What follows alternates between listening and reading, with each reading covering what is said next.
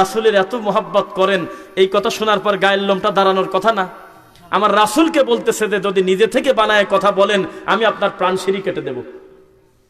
তাই এইবার বলেন, এই কোরআনের নামে, এই ইসলামের নামে, এই রাসূলের নামে একটা বানায় অপবাদ দেওয়ার সুযোগ কি আছে আর?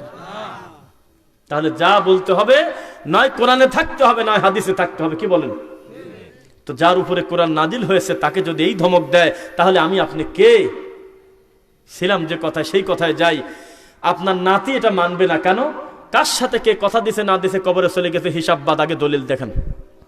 দলিলে যদি থাকে আধা বিঘা না 4 বিঘা জমি দিয়ে দেব। দলিল থাকলে 30 বছর ভোগ দখল করে আছেন, কাগজের কাছে দুর্বল হয়ে গেছেন আপনি। সরকার ফখরুদ্দিন সময় বলেছিল যে সরকারি জায়গাটা খালি করে দেন, বলছিল নাকি? নিজের টাকা খরচ করে, নিজে লেবার ভাড়া করে, নিজের কষ্ট করে করা বাড়ি ভাঙি দেশে দেয় নাই? যারা ভাঙে নাই, সরকারি গাড়ি গিয়ে তাদের ভাঙার কারণে একদিনের তেল খরচ, 2 ঘন্টার তাদের কর্মের বিল, সকল বিল নিয়ে তারপরে বাড়ি থেকে আসছে।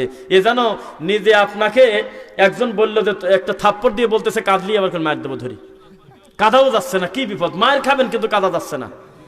তখন আপনার বাড়ি ঘর ভেঙে দিচ্ছে, আবার আপনার কাছ থেকে টাকা নিচ্ছে, বেটা লেবার ভাড়া দে, তোকে আগেই বলিনি ভাঙে দে। তো 1450 বছর আগে রাসূল বলেছে, আয়েশা রাদিয়াল্লাহু আনহা আমাদের আম্মাজান বলতেছে, ওটা কোনো আমলই না যেই আমলটা আমার স্বামী মুহাম্মাদের সিগনেচার নাই, যেটা অনুমতি নাই, যেটা ইসলামে নাই, যেটা শরীয়তে আগে ছিল না, পরবর্তীতে যত সুন্দর হোক দলিলই বাতিল, কর্মই বাতিল। ইসলামটা টিকাই আছে হলো দলিলের উপর ভিত্তি করে। আর আপনি দলিলের কথা বললে মনটা খারাপ করে বলেন যে কি আজকের হুজুররা বানাইছে, খালি কয় দলিল দাও। আরে আমরা মনে করছি খালি বাপের জমি বেচলে দলিল লাগে, জমি কিনতে গেলে দলিল লাগে। আরে বাবারে, এটা তো দুনিয়া, আখেরাতে জান্নাতে যাবেন দলিল ছাড়াই চলবে? দলিল ছাড়াই ছেড়ে দেওয়ার কারণে, দলিল গ্রহণ না করার কারণে খ্রিস্টান আজকে খ্রিস্টান, সে শুধু রবিবারে নামাজ পড়ে। বৌদ্ধ পথভ্রষ্ট, হিন্দু যেখানে তাকায় সেখানে সৃষ্টিকর্তা রব দেখে, নাউজুবিল্লাহ। মাখলুককে খালেক বলে ডাকে, ডাকে কিনা? আর আপনি কত বড় কপাল পোড়া, আবু জেহেলের চাইতে আপনার আকীদা খারাপ কেন? আবু জেহেলকেও যদি বলা হতো সাআলতাহুম মান খালাকাস সামাওয়াতি ওয়াল আরদ, আবু জেহেল গো, ও আবু জেহেল মার্কা যারাই আছো, বলো তো আসমান আর জমিন কে বানাইছে? লা ইয়াকুলুন্নাল্লাহ, বিনা বাক্যে তারা বলবে যেগুলো আল্লাহ বানাইছে। তো এটাই কি যথেষ্ট জান্নাতে যাওয়ার জন্য? লা ইলাহা ইল্লাল্লাহ পড়াটাই কি জান্নাতে যাওয়ার জন্য যথেষ্ট? এটা বুঝে পড়া যথেষ্ট। আপনার গ্রামে বিয়ে শাদী হয় না নাকি? হয়তো না? বিয়ের সময় কি মেয়ের কাছে কাগজে কলমে লিখে নেন যে বিয়ের পর দয়াকল স্বামীর মাথা ব্যথালে তেল দেওয়া লাগবে না, লেখেন নাকি? উঠান ঝাড় দেওয়া লাগবে না, তা লেখেন না? যে আশারি পাতিলে ভাত রান্না করতে হবে, তা মনে হয় বলেন? সিজনালি ধান রোদ দেওয়া লাগবে, তা বলেন না? খালি বলেন কি কবুল বলো। 2 জন সাক্ষী আছে, কবুল বলতেছে, মেয়ে কবিল তু বা আলহামদুলিল্লাহ বলে হেসে দিছে, বিয়ে হয়ে গেছে। হয় নাই? শ্বশুর বাড়িতে গিয়ে পরের দিন বা 5 দিন পরে যদি বলে যে এই আমার বিয়ের সময় এমন কোনো চুক্তি ছিল না যে আপনার বাচ্চা আমি পেটে নেব, খালি বলছে কবুল বল, আমি কবুল বলে দিছি, দ্বিতীয় কোনো শর্ত, কাগজ, সিগনেচার কোথাও নাই। এখন আমার মন মতো আমি চলবো, আমার মরা পর্যন্ত আমি আপনার সেবা করব না, আপনার বাচ্চা আমি পেটে নেব না, এই বাড়িতে রান্নাবাড়া আমি করব না, আপনার জন্য ভাত বেড়ে আমি কষ্ট করে রাত 10টা পর্যন্ত বসে থাকবো না, আমি আমার গতিতে চলবো। বিয়ে কি থাকবে? কেন? ও তো ঠিকই বলছে, বিয়ের সময় কোনো যুক্তি নাই। ইতিহাস সাক্ষী, কোনো বিয়েতে কথা বলা হয় না যে শোনো স্বামীর খেদমত করতে হবে, বেচারা 8টায় অফিসে যায়, 10টায় আসে, 6টায় 7টায় আসে, তুমি কিন্তু ভাত বেড়ে রেডি হয়ে থাকবে। তুমি কিন্তু বছর নাই ঘুরতে পেটে একটা বাচ্চা নেওয়ার চেষ্টা করবে আল্লাহ তাআলার ইচ্ছায়। কোন ধরনের কোনো কথা থাকে এরকম শর্ত? তুমি কিন্তু স্বামীর বাড়িতে গিয়ে ভাত তোমাকেই রান্না করতে হবে, তোমাকেই কিন্তু উঠান ঝাড়ু দিতে হবে, বলা থাকে? এখন এই যুক্তি দিয়ে যদি বলে আমি একটা বারো মুখ দিয়ে বলি নাই যে এই বাড়িতে এসে উঠান ঝাড় দেবো, আমি এই কাজ কেন করবো, আমি শুধু বলছি কবুল, এটার উপরে যথেষ্ট হবে কি? আপনি তো বলতেছেন আমি তো কালেমা পড়ছি, আমি তো মুসলমান আছি, সেজদা তো আমি দিচ্ছি, আমি তো রমাদানে সিয়াম করি, আমি তো টাকা হয়েছে হজ করি, আমার নেশাব পরিমাণ সংকট হয়েছে, আমি তো যাকাত দেই, আমার আর কি লাগে? জি না, আসল কি লাগে তা তো বোঝেনি নাই এখন। আপনার লা ইলাহা ইল্লাল্লাহর ভিতরেই স্বামীর খেদমত আছে, ওই বউটা বুঝতে পারতেছেন এখনো, তার লা ইলাহা ইল্লাল্লাহর ভিতরেই উঠান ঝাড় দেওয়া আছে, কাবিল মানে কবুল শব্দের ভিতরে। তার কবুল শব্দের ভিতরেই তার পেটে বাচ্চা নিতে হবে, এটা লেখা আছে। স্বামী যা বলে তার হালাল সকল কথা শুনতে হবে, এই কবুলের ভিতরে সব লোকায় আছে, আছে কিনা? তো মুসলমান পড়েছে লা ইলাহা ইল্লাল্লাহ, আল্লাহ তার নবীকে বলতেছে ফাআলাম আন্নাহু লা ইলাহা ইল্লাল্লাহ, হে নবী মুহাম্মদ সাল্লাল্লাহু আলাইহি ওয়াসাল্লাম, আপনি আগে এইটা জানেন যে আল্লাহ ছাড়া কোনো ইলাহ নাই, আল্লাহ ছাড়া কোনো ইলাহ নাই। তাহলে এই লা ইলাহা ইল্লাল্লাহর দাম আছে কিনা বলেন? এটা হলো সাদাত পড়ার পাপ, না হলো ফকিরের বিক্রি করার দোয়া বানাইছি আমরা। বিক্রি করে বসে ফকির খালি কয় লা ইলাহা ইল্লাল্লাহ, কেউ আবার অর্ধেক খানি করে কাটিয়ে বলতেছে ইল্লাল্লাহ ইল্লাল্লাহ। কিন্তু মুমিন বুঝতে পারল না যে লা ইলাহা ইল্লাল্লাহর পাওয়ার কত বড়। আখিরুল কালাম লা ইলাহা ইল্লাল্লাহ ফাদাখালাল জান্নাহ। কোন ব্যক্তির যদি মুখের শেষ বাক্য হয় লা ইলাহা ইল্লাল্লাহ, জান্নাতে চলে যাবে ইনশাআল্লাহ। কেন? লা ইলাহা ইল্লাল্লাহ হলো তাওহীদ। যেখানে তাওহীদ আছে সেখানে শিরিক নাই, কেবল শুনলেন। যেখানে সুন্নাহ আছে সেখানে বিদআত নাই। এই লা ইলাহা ইল্লাল্লাহ বানাইছি আমরা ফকিরের বিক্রি করার দোয়া। আর যেই লোকটা লা ইলাহা ইল্লাল্লাহ সহ কবরে যাবে, চারদিক বরি খালি কোরআন পড়তেছে 11 খতম, লোকটা মরা, ও লা ইলাহা ইল্লাল্লাহ পড়ার টাইমে পায় নাই, মরে গেছে। অথচ লা ইলাহা ইল্লাল্লাহর কত দাম। একজন অমুসলিম যদি শিরিক থেকে বাঁচার জন্য মুখ দিয়ে আল্লাহকে শোনায় দেয় লা ইলাহা ইল্লাল্লাহ, এরপরে যদি লোকটা আর কোনো গুনাহ না করে, এটাই যদি তার মুখের শেষ বাক্য হয়, ইনশাআল্লাহ আল্লাহ তাকে ক্ষমা করে দিবেন। তাহলে লা ইলাহা ইল্লাল্লাহর দাম আছে কিনা?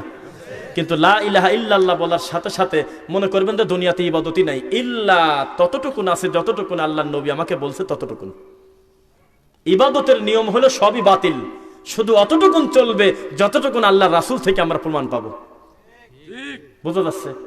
আপনার কোন আমলকে আমরা বিদআত বলবো না, আমরা বলবো আপনি নিজে তদন্ত করেন। যেভাবে জমি তদন্ত করতেছেন, আগে জমি বিক্রি হতো, উত্তর মাঠের 2 বিঘা জমি দিয়ে দিলাম রে তুই খাগা, ওই দক্ষিণ মাঠের জমি দিয়ে দিয়েছে মুখের জবানের উপর বেশ করে। আজকে জবানের উপর বেশ করে 10টা টাকাও মানুষকে এক হাওলাত পর্যন্ত দেয় না, সাক্ষী রাখে। আপনি কাকে কি বোঝাচ্ছেন বুঝলাম না। সাহাবায়ে কেরাম যখনই শুনতেন আল্লাহর কথা, যখনই শুনতেন রাসূলের কথা, সঙ্গে সঙ্গে তারা মেনে নিতেন, নো এক্সকিউজ। কিন্তু যেই মানুষ আল্লাহকে পর্যন্ত চেনে না, সুদ ঘুষের ভিতর নিমজ্জিত, শিরিক বোঝে না, বিদআত বোঝে না, সমাজে কি কুসংস্কার চলে কিছুই বোঝে না, এমন একটা মানুষকে স্বাধীনভাবে আপনি ইবাদত করতে বলবেন না আমলে সলে করতে বলবেন? কোনটা? আমল করতে। এত বড় কোরআনে এখানে এতগুলো আলেম ওলামা আছে, যদি আমাকে প্রমাণ দিতে পারে এত বড় কোরআনে এক জায়গা লেখা আছে হে মুমিন যদি জান্নাতে যেতে চাও তা আমল করো, তাহলে আমি এখান থেকে ক্ষমা চাইয়ে দেব। আছে কেউ এখানে? আমল করার কথাই নেই। ভয় পাচ্ছেন না একটু? কি ব্যাপার? এত বড় কোরআনে আমল করার কথা নাই মানে? জি নাই। আবার বলতেছে নাই। আছে হলে আমলে সলে করো, আহসানু আমালা করো। শুধু আমল করার কথা গোটা কোরআনে ঢোকেই নেই। কি করবেন বলেন? আপনি শবে বরাতে 100 বার সূরা ইখলাস দিয়ে 100 রাকাত পড়ে 1000 রাকাত পড়তেছেন, দলিল কোথায়? এটা অবশ্যই আমল, আমরা স্বীকার করি, কিন্তু আপনি প্রমাণ করেন তো দেখি আপনার আমলটা আমলে চলে। ক্ষমতা থাকলে প্রমাণ করেন তো দেখি। শবে বরাতের দিন আল্লাহর রাসূল বলতেছে, একটা হাদিস দ্বারা শুধু বোঝা যায় আমলের কোনো কিছু নাই। তাও কেউ যদি ঘুমিয়েও থাকে কোনো মুমিন, অটোমেটিক তার ভিতরে যদি হিংসা না থাকে, শিরিক না থাকে, ইনশাআল্লাহ তিনি ক্ষমা পেয়ে যাবেন। এখন আপনি যে 200 রাকাত পড়লেন, আপনি প্রমাণ করেন তো দেখি এটা আমলে চলে। আল্লাহর রাসূল বলতেছে রমাদান মাসের শেষ দশকের বিদর রাত্রিতে 21, 23, 25, 27, 29 লাইলাতুল কদর তালাশ করো। আপনি যে 27টাকে চূড়ান্ত করে 4 মণ জিলাপি ঢুকালেন আর 2000 টাকা নিয়ে মিলাদ পড়লেন, আপনি খালি প্রমাণ করেন তো দেখি এটা আমলে চলে। আমি বলতেছি আপনার ওটাকে আমল আমি বলতে বাধ্য, অবশ্যই ওটা একটা আমল, কিন্তু আমলে চলে না। আল্লাহ রাসূল যদি না জানেন যে 27 না 25 না 29, আপনি 27-এ চূড়ান্ত কেন করলেন? এই সাহস আপনাকে কে দিল?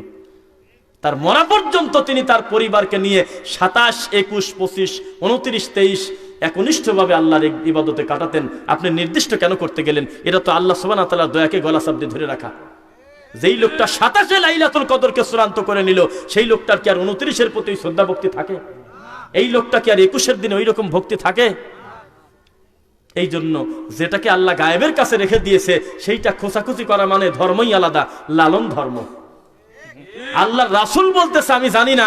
কিভাবে জানি? লালন ফকির জানি গেছে। কয় আলিফে আল্লাহ, লামে ফাতেমা, মিমে মোহাম্মদ। তখন তো দুঃখে মরবো। কোন সাহাবায়ে কেরাম কোন মুহাদ্দিসের ক্ষমতাই হয় নাই স্পষ্ট করে ক্লিয়ার করে লেখা যে আলিফে এইটা, লামে এইটা, মিমে এইটা। সবাই বলছে আল্লাহু আ'লামু বিমুরাদ, এই বিচ্ছিন্ন হরফের অর্থ একমাত্র আমার আল্লাহ ভালো জানে। কিন্তু আপনি কুষ্টিয়া যান, লালন ফকিরের লোক সব সিরিয়াল করে বলে দিবেনি, বাবা এটাই তো মারেফত রে বাবা, এটাই তো তোমার বোঝার জন্য ঠাকুরের কাছে আসতে হবে বাবা। তাহলে আল্লাহ যেটা জানে না, রাসূল যেটা জানে না, এটা যে জানে সে ইবলিস না? বোঝা যাচ্ছে নাকি? তাহলে আমরা আপনাদেরকে আজকে গোটা বয়ানে বোঝাবো, আপনারা যা যা আমল করেন আল্লাহর কসম সেগুলো আমল, কিন্তু আমলে চলে না। আমলে চলে শুধু ওইটুকু যে আমলটা আল্লাহ রাসূলের সাথে হুবহু মিলে গেল। সূরা মুলক পড়েছেন? সূরা মুলক আমি পড়ি, আমার সাথে আপনারা একটু করবেন। তাবারাকাল্লাযী বিয়াদিহিল মুলক ওয়া হুয়া আলা কুল্লি শাইইন কাদির আল্লাযী খালাকাল মাউতা ওয়াল হায়াতা লিয়াবলুয়াকুম আইয়ুকুম আহসানু আমালা ওয়া হুয়াল আজিজুল গফুর। আছে নাকি? ও আলহামদুলিল্লাহ, শুনছেন তো? মাশাআল্লাহ। আল্লাযী খালাকাল মাউতা ওয়াল হায়াত, আমি তাদের মউত আর হায়াত সৃষ্টি করেছি। কে করছে? লিয়াবলুয়াকুম, পরীক্ষা করার জন্য। কি পরীক্ষা? আহসানু আমালা, কে কার চাইতে বেশি উত্তম আমল করতে পারে, সুন্দর আমল। এখানে কি আল্লাহ বলতে পারতো না আমি মানুষের মউত আর হায়াত দিয়েছি এই কারণে কে কার চাইতে বেশি আমল করতে পারো? বলেন, উত্তর দেন। বুঝতেছেন না? আল্লাহকে এখানে বলেছে যে কে কার চাইতে বেশি আমল করতে পারো, এইটা পরীক্ষা করার জন্য আমি তোমাদেরকে জীবন দিয়েছি। কি বলেছে? আহসানু আমালা। আহসানু আমালা মানে কি? সুন্দর আমল, উত্তম আমল। শোনা যাচ্ছে কথা? একটু নড়ে চড়ে বসেন তো দেখি। লিল্লাহি তাকবীর, মাশাআল্লাহ। তাহলে আহসানু আমালা মানে কি? উত্তম আমল। আমল করতে বলে নাই, বলেছে আহসানু আমাল করতে, আমালুন সালেহ করতে। যেই আমলটা হুবহু আল্লাহর নবীর সাথে মিলে যায় সেটাকে বলা হয় আমলে সালেহ। বুঝতেছেন নাকি? আমলে সালেহ করবেন না আমল করবেন? একবার বলেন তো দেখি। আমলে সালেহ করবেন না আমল করবেন? আল্লাহ কবুল কর, আল্লাহুম্মা আমিন। রমাদান মাসে লাইলাতুল কদর আমরা চূড়ান্ত করে নিছি হলো 27 নাকি? অথবা শবে বরাতের দিন আমরা নির্দিষ্ট করে নিয়েছি যে আমরা গোসল করে রাত্রিতে গিয়ে সালাত আদায় করব। আমরা বাঙালি সূরা মুলকের এই 2 নাম্বার আয়াত আমরা বুঝেছি কে কার চাইতে বেশি আমল করতে পারো তার জন্য আছে পুরস্কার। এটাই আমরা মনে করেছি একটা লম্বা সময়। তাই তো একটা গ্রামে 10টা কোরআনে হাফেজ হয়েছে। 10টা কোরআনে হাফেজ একটা মাদ্রাসা থেকে 10টা মসজিদে খতম তারাবি পড়তে যায় না? যায় কিনা? 10টা ছেলে খতম তারাবি পড়তে চলে গিয়েছে। একটা করে করে মাদ্রাসায় ফিরে আসতেছে। তারাবির শেষে গ্রামের মানুষের কাছে সবচাইতে নাম করা হাফেজ হইল সবচাইতে তাড়াতাড়ি মারি চলে আসবে পারদেশে। 25 মিনিটে 20 রাকাত করে চলে আসছে। মুসল্লিরা কয় যে জিনিস খান, আগামীবারে অন্তত এই হুজুরটাকে, এই হাফেজটা ঠিক রাখো, বাদ বাকি আর একটা অন্যভাবে দেখো। কিন্তু যে 10 নম্বর হাফেজ যেই ছেলেটা সবচাইতে শেষে আসছে 1.5 ঘন্টা পরে, ওই আগামীবার অন্তত ওই মসজিদ আর নেয় না। এটার নাম হলো বাঙালি। কয় যে ও হাফেজটা হলো ডেলি হাফেজ। হ্যাঁ, এবার ডেলি ও আস্তে আস্তে পরে হুজুরও মাঝে মধ্যে খোটা দেয় যে তুই কি শিখছিস, তোর মুখ চালু হইলো না। দেখ তো 22 মিনিটে মেরে চলে আসে 20 রাকাত, তুই এখন আসছিস 1.5 ঘন্টা হয়ে গেল। মুসল্লিরা বিরক্ত। অথচ ইসলাম বলে 10 নম্বর যেই ছেলেটা সবচেয়ে বেশি পরে আসছে এই ছেলেটাই হলো ভালো হাফেজ। কিন্তু সমাজের চোখে এই ছেলেটা সবচাইতে বেশি অপরাধী। কেন? ও যে পড়ে ফেলছে আলহামদুলিল্লাহি রাব্বিল আলামিন আর রহমানির রহিম মালিক ইয়াউমিদ্দিন ইয়াকা না'বুদু ওয়া ইয়াকা নাস্তাঈন ইহদিনাস সিরাতাল মুস্তাকিম সিরাতাল্লাযীনা আন'আমতা আলাইহিম গায়রিল মাগদুবি আলাইহিম ওয়ালাদ-দাল্লিন। আমিন। আমিন একটু আস্তেই বললেন, আবার ভয়টাই আছে আপনাদের। তো যে কথা বলতেছিলাম, প্রত্যেকটা আয়াত ভেঙে ভেঙে থেমে থেমে পড়া আল্লাহর রাসূলের সুন্নাত। আর আপনার হুজুরের সুন্নাত হলো আলহামদুলিল্লাহি রাব্বিল আলামিন আর রহমানির রহিম মালিকি ইয়াউমিদ্দিন ইয়াকা না'বুদু ওয়া ইয়াকা নাস্তাঈন ইহদিনাস সিরাতাল মুস্তাকিম সিরাতাল লাযীনা আন'আমতা আলাইহিম গায়রিল মাগদুবি আলাইহিম ওয়ালাদ-দাল্লিন। আমিন। শেষ। অথচ এইরকম হাফেজ হলো সমাজে সবচেয়ে নাম করা হাফেজ হয় বা সেই রকম মুখ চালু 16 মিনিটে এক পারা পড়ে ফেলে। তাহলে আপনি যেটা বুঝতেছেন সেটাই চূড়ান্ত, না মুহাম্মদ সাল্লাল্লাহু আলাইহি ওয়াসাল্লাম যেটা বুঝেছে সেইটা চূড়ান্ত? তাই বলেন। আমি বাস্তব দুইটা উদাহরণ দিলাম যে আপনি চাইলেই মুখের কথায় জমি বিক্রি করে আপনি আজ টিকতে পারতেছেন না দলিল ছাড়া। দুই নম্বরটা আপনাকে বোঝালাম, সবচেয়ে যোগ্য হাফেজটা হয়েছে সমাজে সবচাইতে ঢিলি হাফেজ, আর সবচাইতে থার্ড ক্লাস। কোরআন যাকে অভিশাপ করে, রাসূল যাকে অভিশাপ করে, আল্লাহ লানত যার উপরে, আকার ওকার ঠিক নাই, মদ মাখরাজ ঠিক নাই, ঈদগাহ মিজহার ঠিক নাই, টানটুন কিচ্ছু ঠিক নাই, যা ইচ্ছা তাই পড়ে চলে যাচ্ছে সাপের মন্তরের মতো, এই হাফেজের গ্রামে খুবই নাম। তাহলে কথাটা গ্রামের চূড়ান্ত না আল্লাহটা চূড়ান্ত? তাহলে এইবার কিন্তু আমি ওয়াজ এখন শুরু করব, বিরুদ্ধে গেলে যাতে আমার দোষ না থাকে। আমি আজকে কোনো কথা বলবো না, আপনি নিজে বলবেন যে আমার এই কথাটা আমি যেটা বলবো এর বিরুদ্ধে যদি দলিল পেশ করতে পারেন তাহলে আমি একাই হারিয়ে গেলাম। আর আপনি যদি বলেন কাকা কি ভুল করছে, দাদা কি ভুল করছে, দাদা ভুল করলে আপনার সমস্যাটা কি? দাদা ভুল করবেন, আপনার দাদা কে? কে আপনার দাদা? তার কাছে কি ওহী আসে? কোন ইমাম? ইমামদেরও তো ভুল আছে। মুহাম্মদ সাল্লাল্লাহু আলাইহি সাল্লামকে চালাই হলে আল্লাহর ওহী, সুবহানাল্লাহ।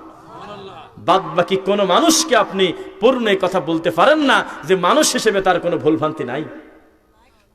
বোঝা কি যাচ্ছে কিনা? তাহলে আমরা কোরআন এবং সহিহ হাদিস মানবো ইনশাআল্লাহ। ইমাম আবু হানিফা রাহিমাহুল্লাহর নাম শুনছেন কারা? একটু বলেন তো দেখি। মাশাআল্লাহ, হাত নামান। আলহামদুলিল্লাহ। আল্লাহর কসম করে বলতেছি, প্রায় 1/3, প্রায় 3 ভাগের 1 ভাগ তার নিজের ফতুয়ার বিরোধিতা করছে তারই নিজের হাতে গড়া ছাত্র ইউসুফ এবং মুহাম্মদ। উস্তাদ জীবনে কোনোদিন বলে নাই যে খাটিয়ান তো দেখি। 2 দিনের ছেলে সব কি শুরু করলো, তোর বাপের বিয়ে পড়াইছে আমি, এরকম ধমক দেয় না? ছেলেটা কোরআন এবং হাদিস মেনে একটা আমল করতেছে, আমলটা মেলে নাই, ওই ডাকি অপমান করবে গেছে। তখন এই ছাত্র ছেলে বলতেছে যে হুজুর আপনি যে আমলটা করেন আপনি দলিল দেখান তো দেখি। তখন উনি বলতেছে তুই 2 দিনের ছেলে দলিল চাস, তোর বাপের বিয়ে খাইছি। তো বাপের বিয়ে খেতে থাকে আমি নাচবো না কেমন? আমি বললাম কি আর তুমি কি বলো মুখ দিয়ে? কথাই তো বুঝলাম না। তোমাকে বলা হলো যে আমলটা যে আপনি করলেন, জুমার খুতবায় যে হাদিসটা পেশ করলেন, হাজারো মানুষ আপনার কথা শুনে যদি আমল করে ফেলে, কথা যদি আল্লাহর নবীর না হয় কি হবে আপনার বলেন? তখন হুজুর বলতেছে তোর বাপের বিয়ে পড়াইছি, 2 দিনের ছেলে বেশি বুঝিস? জি, বেশি বুঝতে হবে। বেশি বোঝার নামই হলো ইসলাম। ইসলাম কোন মানুষকে অলস পছন্দ করে না। ইসলাম শব্দের আর একটা অর্থ হলো জানা। ইসলাম মানেই হলো জেনে বুঝে আমল করা।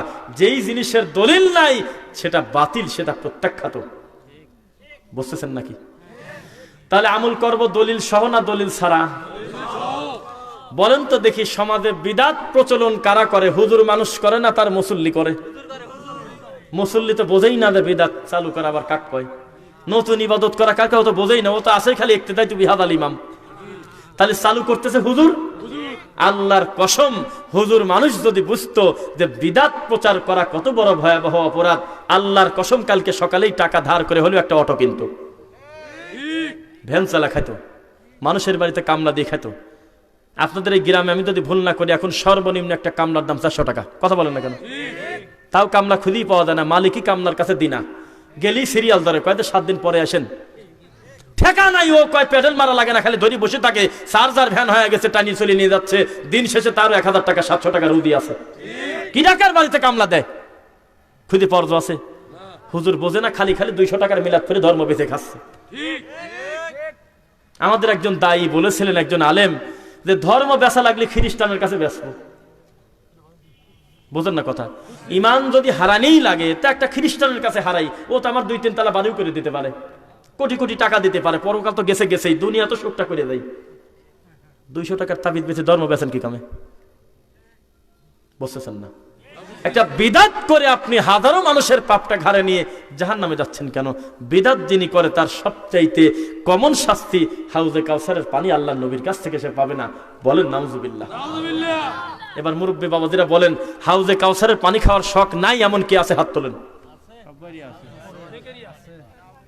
কিন্তু বিদাত করলে পাওয়া যাবে না। কেন? আল্লাহর নবী সাল্লাল্লাহু আলাইহি ওয়াসাল্লাম বলতেছে, আল্লাহর কসম, আল্লাহর নবী বলতেছে সহিহ বুখারীর হাদিস, আমি বসে থাকবো তোমাদের আগে গিয়ে আমি হাউজে কাউসারের সামনে দাঁড়া যাব। আমি দেখতেইছি আমার উম্মতরা আসতেছে। আল্লাহর কসম, আল্লাহর নবী বলতেছে, আমি দেখতেছি এটা আমার আব্বা আদমের উম্মত না, আমার আব্বা ইব্রাহিমের উম্মত না, এটা হলো আমি মুহাম্মদ, উম্মতি মুহাম্মাদি। তখন আমার কাছাকাছি যখন আসবে, ফেরেশতারা ঘাড় ঘুরায় নিয়ে চলে যাচ্ছে। আমি খুব দুঃখ পেয়ে বলবো, আসহাবি আসহাবি, কি ব্যাপার, ওদেরকে নিয়ে যাচ্ছেন কেন? আমি তো চিনে ফেলেছি ওদের, এরা তো আমার সাহাবী, আমার উম্মত, কোথায় নিয়ে যাচ্ছেন? আমার কাছ থেকে পানি খাবে, আমার কাছ থেকে একবার পানি খাবে, জান্নাতে ঢোকার আগ পর্যন্ত তার গলা শুকবে না। তা নিয়ে যাচ্ছেন কেন? এবার আপনার কাছে প্রশ্ন একটা, ফেরেশতারা কি নিজের মন মতো চলে না আল্লাহর কথা মতো চলে? আপনি কি শিওর যে ফেরেশতাদের বউ হয়, রক্ত হয় শরীরে, আপনার মতো পেশাব পায়খানা করে, বাজার ঘাট করে, ছেলে সন্তান আছে? যাকে যে দায়িত্ব আল্লাহ দিয়েছে সেই দায়িত্ব পালন করার নামই হলো ফেরেশতা। তাদের ভিতরে কোনো ঘাটতারামি নাই। এই ফেরেশতারা যদি সিদ্ধান্ত নেয় এই লোকগুলোকে ঘোরায় নিয়ে চলে যাব, ফেরেশতাকে ভুল করছে না আল্লাহর কথা মতো করতেছে? আল্লাহর নবী জানার পরে কেন ঠেকাতে চাচ্ছে? জবাব দেন। দেখতেও সে ফেরেশতা সরাচ্ছে, এরা তো মানুষ মানুষকে সরাচ্ছে না, যে ভুল করে না বুঝি কাজ করতেছে। সাহাবা একরাম উম্মাহ, রাসূলের উম্মতের কথা বলতেছি, রাসূলের উম্মত, তাদেরকে ধরে নিয়ে সরায় নিয়ে যাচ্ছে, তার নাম হলো ফেরেশতা। তাও আল্লাহর নবী কেন বলল যে দাঁড়ান, এদেরকে সরায় নিয়ে যাচ্ছেন কেন? আমি তো এদেরকে পানি খেতে দেব, এরা হলো আমার উম্মত। কেন বললো? জবাব দেন দেখি কেউ। কারণ তার চাইতে মাখলুক হিসেবে এত দয়ার নবী আর কেউ নাই। সুবহানাল্লাহ বলেন। আপনার জন্য সবচেয়ে বেশি দোয়া করেছেন, সবচাইতে বেশি হকদার আল্লাহর কাছে প্রার্থনা করার সবচেয়ে বেশি দরদি, তার নাম হলো মুহাম্মদুর রাসূলুল্লাহ সাল্লাল্লাহু আলাইহি সাল্লাম। তাই তো তার কলিজাটা চাচ্ছে যে ফেরেশতা যতই ঘোরায় নিয়ে যাক, আমি দেখি কোনো না কোনো কথা বলে আমার কাছ থেকে তারা পানি খেতে পারে কিনা। তখন ফেরেশতারা বলবে, হে রাসূল সাল্লাল্লাহু আলাইহি সাল্লাম, এরা হলো মার্ডার কেসের আসামি, তাই বলবে? এরা মানুষ হত্যা করছে, তাই বলবে? এরা জিনা ব্যভিচার করছে, তাই বলবে? কি বলবে? আপনি মারা যাওয়ার পরে লিমান বাদদালা দীনি, আপনার দিনটা পরিবর্তন করে ফেলছে, মানে বিদআত করে ফেলছে। সঙ্গে সঙ্গে যেই নবী ফেরেশতাদের সিদ্ধান্ত আবার নতুন করে বলতেছে দাঁড়াও আমার উম্মতকে আমি একটু দেখি, এই নবী মুহূর্তের ভিতর কথা ঘুরাই দিয়ে বলতেছে সোহকান সোহকান লিমান গায়রা বাদ। তাহলে তাড়াতাড়ি সরব, তাহলে কোনো কথা নাই, দূর হও, দূর হও আমার সামনে থেকে, তোমরা আমার উম্মত না। তাহলে বিদআত ছোট পাপ না বড় পাপ? কিন্তু আমাদের গ্রামে, আমি যদি ভুল না করি, বা এই মুরব্বী বাবাজিরা, আপনারা বিদআতটাকে একটা শব্দ মনে করেন যে বিদআত মানে মনে হয় একটা শব্দ। কিন্তু বিদআত কি ছোট পাপ না বড় পাপ? যেই বিদআতের শাস্তি হলো জাহান্নাম, আপনি এই শাস্তি না জেনেই কবরে যাচ্ছেন। সারাটা দিন আপনি ইল্লাল্লাহ ইল্লাল্লাহ জিকির করতেছেন 10,000 বার, অবশ্যই এটা একটা আমল, কিন্তু আপনি প্রমাণ করেন মরার আগে যে এটা আল্লাহর নবী একবার জবান দিয়ে কোনোদিন উচ্চারণ করেছে? সাহাবায়ে কেরাম সবাই বলছে ইল্লাল্লাহ ইল্লাল্লাহ। আমি কিন্তু বলবো না যে কামটা খারাপ, আপনি নিজে প্রমাণ করেন আপনার উক্ত কর্মটুকুন রাসূলের সুন্নাতে আছে কিনা। যেহেতু কেন না, যে কোনো সময় আপনার কাছে তো ফেরেশতা আসতে পারে মৃত্যুর জন্য, মালাকুল মাউত আসতে পারে, কবরে যেতে হবে, তখন কি হবে বলেন? আমি বলবো না যে আপনার এই দরুদ চলতেছে না, আপনি শুধু নিজে প্রমাণ করেন আমি আমার রাসূলকে ভালোবেসে যে দরুদটা পড়ি, যার সাথে গুনাহ মাফের সম্পর্ক, যার সাথে মর্যাদা লম্বা হওয়ার সম্পর্ক, এই দরুদটা আল্লাহর নবীর সাহাবায়ে কেরাম জীবনে পড়ছে কিনা এটা আপনি নিজে তদন্ত করেন, আমি করব না। প্রত্যেকটা কর্মে দলিল লাগবে কিনা বলেন? দলিল নাই তো আমল বাতিল। এবার একটু শোনেন, শিরিক কি ছোট পাপ না বড় পাপ? লাইন আশরাকতা লায়াহবাতান্না আমালুক। আপনার কথা বাদ দেন, যার উপরে কোরআন নাজিল হয়েছে তার নাম বলেন একসাথে, মুহাম্মদ সাল্লাল্লাহু আলাইহি ওয়াসাল্লাম। এই রাসূলকে বলতেছে আপনিও যদি শিরক করেন তো আমি আপনার আমল বাতিল করে দেব। খেলা কথা মনে করছেন আপনি? রাসূলকে বলতেছে আপনার আমলই বাতিল করে দেব যদি আপনি শিরক করেন। অথচ আমার নবীকে আল্লাহ বলতেছে অন্য জায়গায়, ওমা আরসালনাকা ইল্লা রাহমাতাল লিল আলামিন, আছে নাকি? এই রাসূলকে আল্লাহ আরেক জায়গায় বলতেছে ইন্নাকা লাআলা খুলুকিন আযীম। এই গ্রামে ভালো মানুষ আছে, মন্দ মানুষ আছে নাই? এই গ্রামের সবচেয়ে খারাপ যে ছেলে, ওই ছেলে আগামীকালকে যদি ইউনিয়ন পরিষদে গিয়ে বলে যে আমার একটা চাকরির জন্য আমি ঢাকা গার্মেন্টসে চাকরি করব, আমার একটা চারিত্রিক সনদপত্র দেন, পরিষদ থেকে দেবে না? দেবে কিনা? চারিত্রিক সার্টিফিকেট দিয়ে দিবে, ওখানে লেখা আছে এই ছেলে সমস্ত রাষ্ট্রদ্রোহী অন্যায় থেকে মুক্ত, ছেলেটা সামাজিক ছেলে, ভালো, কোন রকম কোনো খারাপ কাজের সাথে সে জড়িত নাই, আমরা সার্টিফিকেট দিয়ে ছেলেটার চারিত্রিক সনদপত্র দিয়ে দিলাম, তাই তো? চারিত্রিক সনদপত্র মানে কি? মানে এক গোটা ইউনিয়ন থেকে সার্টিফিকেট নিয়ে চলে যাচ্ছে ছেলেটা দুধ দিয়ে তুলসী পাতা, অথচ চোর বদনাফুল চুরি করে খায়, গরু ভেড়া মুরগি হাতের কাছে যা পায় তাই চুরি করে, কিন্তু একটা সিগনেচারের কারণে লোকটা তুলসী পাতা হয়ে গেল না? এটার নাম হলো সমাজ। পরিষদে যিনি বসে আছেন তিনি মনে করেছেন আমার এলাকাভুক্ত আওতাভুক্ত যদি ছেলেটার বাড়ি হয় অটোমেটিক এই ছেলেটা আমার কাছ থেকে একটা চারিত্রিক সনদপত্র পায়, তাই তো সে সই করে দিয়ে দিছে। কিন্তু আল্লাহর ক্ষেত্রে কি তাই হবে? আল্লাহ বলতেছে, হে নবী মুহাম্মদ সাল্লাল্লাহু আলাইহি ওয়াসাল্লাম, সারা পৃথিবীর ফ্রান্সের প্রেসিডেন্ট ম্যাক্রো স্যাক্রো, সারা দুনিয়ার মানুষ তোমার মানের হানি করতে গেলেও জীবনে তোমার মানের হানি করতে পারবে না। কেন? ইন্নাকা লাআলা খুলুকিন আযীম, আমি আল্লাহ তোমাকে তৈরি করেছি, আমিই তোমাকে সার্টিফিকেট দিচ্ছি, তোমার চাইতে উত্তম চরিত্রের অধিকারী দুনিয়াতে কেউ নাই। সুবহানাল্লাহ।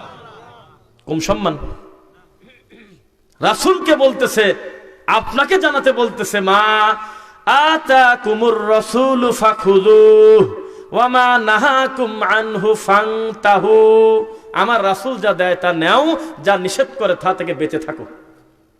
কি মনে করলেন আপনি?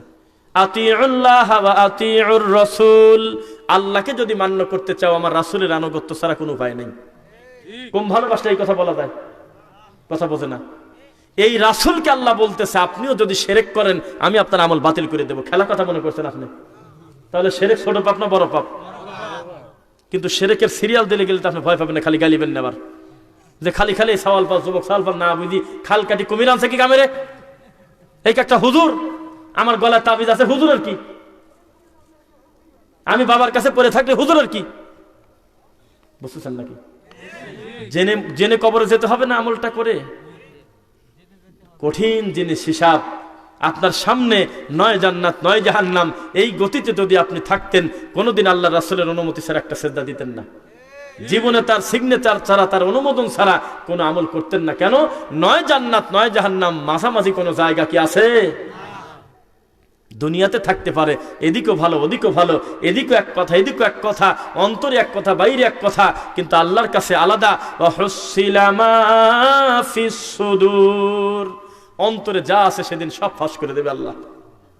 আফালা ইয়ালামু ইযা বু'সিরা মা ফিল কুবুর, আল্লাহ সুবহানাহু ওয়া তাআলা কবরের ভিতর যা আছে কবর সব বমি করে দিবে, কবর সব ওগরা দেবে, কবর সব ফাঁস করে দেবে যে আমার ভিতরে এতটার সময় দাঁড়ায়, এই কয়টার সময় এই হাত দিয়ে এই পা দিয়ে সকল পাপের কথা আল্লাহ খোলাসা করে বলে দেবে। সূরা ইয়াসিন, আল ইয়াউমা নাখতিম, জবান তালা, ওয়া তুকাল্লিমুনা আইদিহিম, হাত কথা বলবে, ওয়া তাশহাদু আরজুলুহুম বিমা কানু ইয়াকসিবুন, আপনার পা অঙ্গ প্রত্যঙ্গ আল্লাহর সামনে সাক্ষী দেবে। পরিস্থিতি সহজ না জটিল? তাহলে কি জেনে বুঝে আমল করবেন না আন্দাজে? আপনি খালি আমাকে প্রমাণ করবেন যে আপনি যেই দরুদ পড়তেছেন, বালাগাল উলা বিকামালিহি কাশাফাদ দুজা বিজামালিহি হাসানাতু জামিউ খিসালিহি সাল্লু আলাইহি ওয়া আলি, আপনি খালি একটু প্রমাণ করে দেখান এইটা আল্লাহর রাসূলের দরুদ কিনা, বাস। আর যদি বলেন না আমি এমনি শয়তানি করি পড়ি, সে কথা আলাদা। কিন্তু শয়তানি করে কোনোদিন জালসার মঞ্চে কেউ পড়ে না, ইবাদত মনে করেই পড়ে। তো ইবাদত মনে করে পড়তে গেলে যার কাছ থেকে আমল নেব তার নাম হলো মুহাম্মদুর রাসূলুল্লাহ। তার উপরে নাজিল হয়েছে সূরা আপনার মায়েদা 3 নম্বর আয়াতে আল্লাহ সুবহানাহু ওয়া তাআলা তো বলেই দিয়েছে, আল ইয়াউমা আকমালতু লাকুম দীনাকুম, আমার দিনটা আজকে পরিপূর্ণ হয়ে গেছে। এই দিনে নতুন কোনো কিছু কিয়ামত পর্যন্ত ঢোকানো যাবে না। এমন ভরা ভর সেই কাপটা এক ফোঁটা পানি দেবেন কি গড়ে পড়ে যাবে। একবারে পূর্ণ করা, তার নাম হলো কামেল করা। তা আপনার এই বালাগার কি হবে? জবাব দেন। 1450 বছর আগে আল্লাহর নবী বলেছে, কুল্লু মুসকিরিন খামর ওয়া কুল্লু খামরিন হারাম, প্রত্যেক নেশাদার দ্রব্য হারাম, প্রত্যেক হারামের শেষ পরিণতি হলো জাহান্নাম। আপনার হাকিমপুর জর্দার কি হবে? জবাব দেন। আপনি প্রমাণ করে দেখেন যে আপনার রতন জর্দাটা নেশা কিনা। গায়ের জোরে আপনি বলতে পারেন, সেটা ভিন্ন কথা, কিন্তু দলিল দিয়ে আপনি 3 সেকেন্ড প্রমাণ করতে পারবেন না আপনার গালের মধ্যে এখনো যে গুল আছে সে গুলটা জায়েজ। আপনি বলে দেন তো দেখি একবার। কানা মুফতি হুজুর, আপনি আমাদেরকে বলেন যে জর্দার কথা কি কোরআনে লেখা আছে? জর্দা হারাম, তার দলিল কি? হায়রে কানা মুফতি, কোরআন মাজিদে যদি আপনার কি বলে হাকিমপুর হারাম, রতন হারাম, ভিজাপাতি হারাম, ন্যাশনাল হারাম, নুরানি হারাম, তারপরে কি বলে সুরবি, সুভা, তারপরে যদি এরকম যদি কিয়ামত পর্যন্ত যত জর্দা আবিষ্কার হবে এই খবর আল্লাহ জানে না? সমস্ত কিছু যদি আগেই যদি 1450 বছর আগে উল্লেখ করে করে হারাম করা হতো, তাহলে এই কোরআন হতো 10টা উটের বোঝা। এইটুক কোরআনে শুধুই আপনার জর্দাই তো ঢোকা কঠিন ছিল। যে জাতি জর্দা ইদানিং নতুন নতুন বাড়াচ্ছে, এক কথায় আল্লাহর নবী শেষ করে দিয়েছে, প্রত্যেক নেশা হয় যেই কর্মে, প্রত্যেকটা কর্ম হলো হারাম। আর একটা কথা বলেছে, যেই জিনিস বেশি খেলে মানুষের বিবেকের ক্ষতি হয় তার কমও হারাম। এই গ্রামের সবচাইতে নেশাখোর জর্দাখোর হুজুরকে যদি বলেন যে আমার অন্তর চাচ্ছে, আমার বড় আশা, আমার চোখের সামনে আজকে 1 কোটি হাকিমপুর ভরে দিবেন গলার মধ্যে, দেখি দেন তো দেখি হুজুরে। তাই সওয়াল কি কর তুমি, একবারে মোট খায় নাকি? তুমি খুশি আর দিছাও দাও, আমি আস্তে আস্তে খাবো না। না না, আমার মনে বড় আশা, আপনি একটা আলেম মানুষ, আপনার মুখে তো খারাপ জিনিস যাওয়ার কথা না, ভালো জিনিস, আমার খুব আশা, আপনি একটু একটা রুটি দিয়ে মোটটি খায় দেন। বলেন দেখি হুজুর খায় নাকি? খাবে না। কেন? প্রয়োজনের অতিরিক্ত এক্সেস যদি উনি খায়, তাহলে তার নেশা হয়ে তার মাথা ঘুরে পড়ে যাবে। 2, আপনি কি মনে করেন কোন হালাল খাদ্যের আল্লাহ ভাগ করে দিয়েছে? শোনেন, ডান পাশের লোকগুলি খাবেন, বাম পাশের লোক খাবেন না। বলেন, নাম বলেন। আপনি বলেন যে পৃথিবীতে কোন আটলান্টিক মহাসাগর, কোন পুকুর আছে, কোন সমুদ্র আছে আল্লাহ আয়াত নাজিল করে দিয়েছে এই দামি সমুদ্র, এখানে ভালো ভালো মাছ আছে, এখানে বেঈমানরা কইলে হাত দিও না, কোন হিন্দু জিন জাল ফেলো না, খবরদার, খবর আছে। খালি মুসলমান খাবে, যারা কালেমা পড়েছে তারা শুধু খাবে। নাম বলেন তো দেখি। পৃথিবীর কোন জমিন আছে পাশাপাশি হিন্দুর জমি থাকার কারণে, অমুসলিমের জমির আইল থাকার কারণে বৃষ্টির সময় আল্লাহ ওর খেতে 100 টাক বৃষ্টির পানি কম দিয়ে আপনাকে বেশি দিয়েছে? বলেন, আল্লাহর কাছে 2 রকম নীতি আছে? তাহলে আপনি কিভাবে মনে করতে পারলেন যে জর্দা আপনার জন্য জায়েজ, অথচ আপনার ছেলের জন্য হারাম? সাহস থাকলে আজকে বাড়িতে গিয়ে আপনার ছেলেকে আপনি যতটুকু পরিমাণ খান, সামান্য 1 চিমটি হাকিমপুর, রতন, ভিজাপাতি, ন্যাশনাল, সুরবি জর্দা দিয়ে একটু সামান্য দিয়ে আপনার ছেলেকে একটু পানের পাতা দিয়ে 6 বছরের বাচ্চার গলার মধ্যে ভরে দেন তো দেখি। আপনি যে বললেন তো, কই আমার তো নেশা হয় না তো, কই আমি তো বোক মা কইনি তো, আমি আমার বাইকে তো খালু বলি না, কই ঠিকই তো আছে আমার মেথা, কই আমি তো হাকিমপুর খাই, কিছু হয় না তো। আপনার ছেলেকে দেন দেখি কামড়া হয় কি।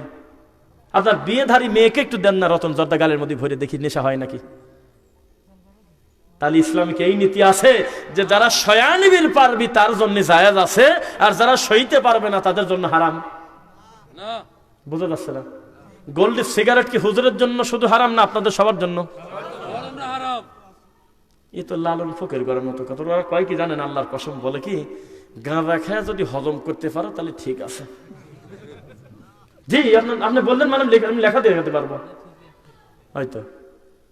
যদি গাঁজা যদি মন ভরে খায় যদি হজম করতে পারো তার দোষের কিছু না। মদ খায় মাতাল না হলে কোনো সমস্যা নেই, খাবির পারো। এটা তো ওদের কথা। আপনি একটা মুমিন, যেই জবান দিয়ে আল্লাহকে এতবার জিকির করতেছেন, তাসবিহ পড়তেছেন, আল্লাহর কাছে কত কিছু চাচ্ছেন, এই জবানের ভিতরে একটা হারাম দ্রব্য কিভাবে ঢোকালেন বলেন তো দেখি। এই কোরআনটা যিনি আমাদের উপরে রহমত করেছেন তার নাম কি? আল্লাহ। আমাদের উপর কত ভালোবেসে গোটা কোরআন দিয়েছে, আর বলতেছে মান করা আবিল কোরআন আবিল হারফ, একটা কোরআনের হরফ খালি মুখ দিয়ে পড়রে বান্দা, ফালাহু আশরু আমসালিহা, প্রত্যেক হরফের জন্য 10টা নেকি দিয়ে দেব। আর আপনার হুজুর মনে করছে আমি তো পারিনি, ওই ছেলে পারে না, কাটি প্যাকেট করে গলায় ঝুলে দিয়ে দেই। কত বড় অসুস্থ হুজুর, বোঝে নাই আল্লাহর কোরআনের মর্যাদাই হলে এই জায়গা পড়লে নেকি আছে, গলার সাথে ঝুলে তুলে নেকি নেই। যত বড় ইমানদার আপনি হন, যত বড় বুজুর্গ আপনি হন, এই কোরআনটাকে চাপায় ছোট করে হোক বা এত বড় কোরআন যদি কেউ তাবিজ বানায় অথবা একটা দড়ি দিয়ে পেশা বাঁধে যদি গলার সাথে ঘোরে, এর ভিতরে কোনো বুজুর্গি আছে না? মানার ভিতরে বুজুর্গি আছে? মানার ভিতরে তাবিজ বানায় গলায় রাখার কোনো কাজ নাই। আজকে এখানে বসলাম, বসার সাথে সাথে আপনাদের এলাকার বা দায়িত্বশীল ছেলেরা আমার সামনে বিভিন্ন রকমের ফল দিয়েছে। ফল দেয় না খেতে?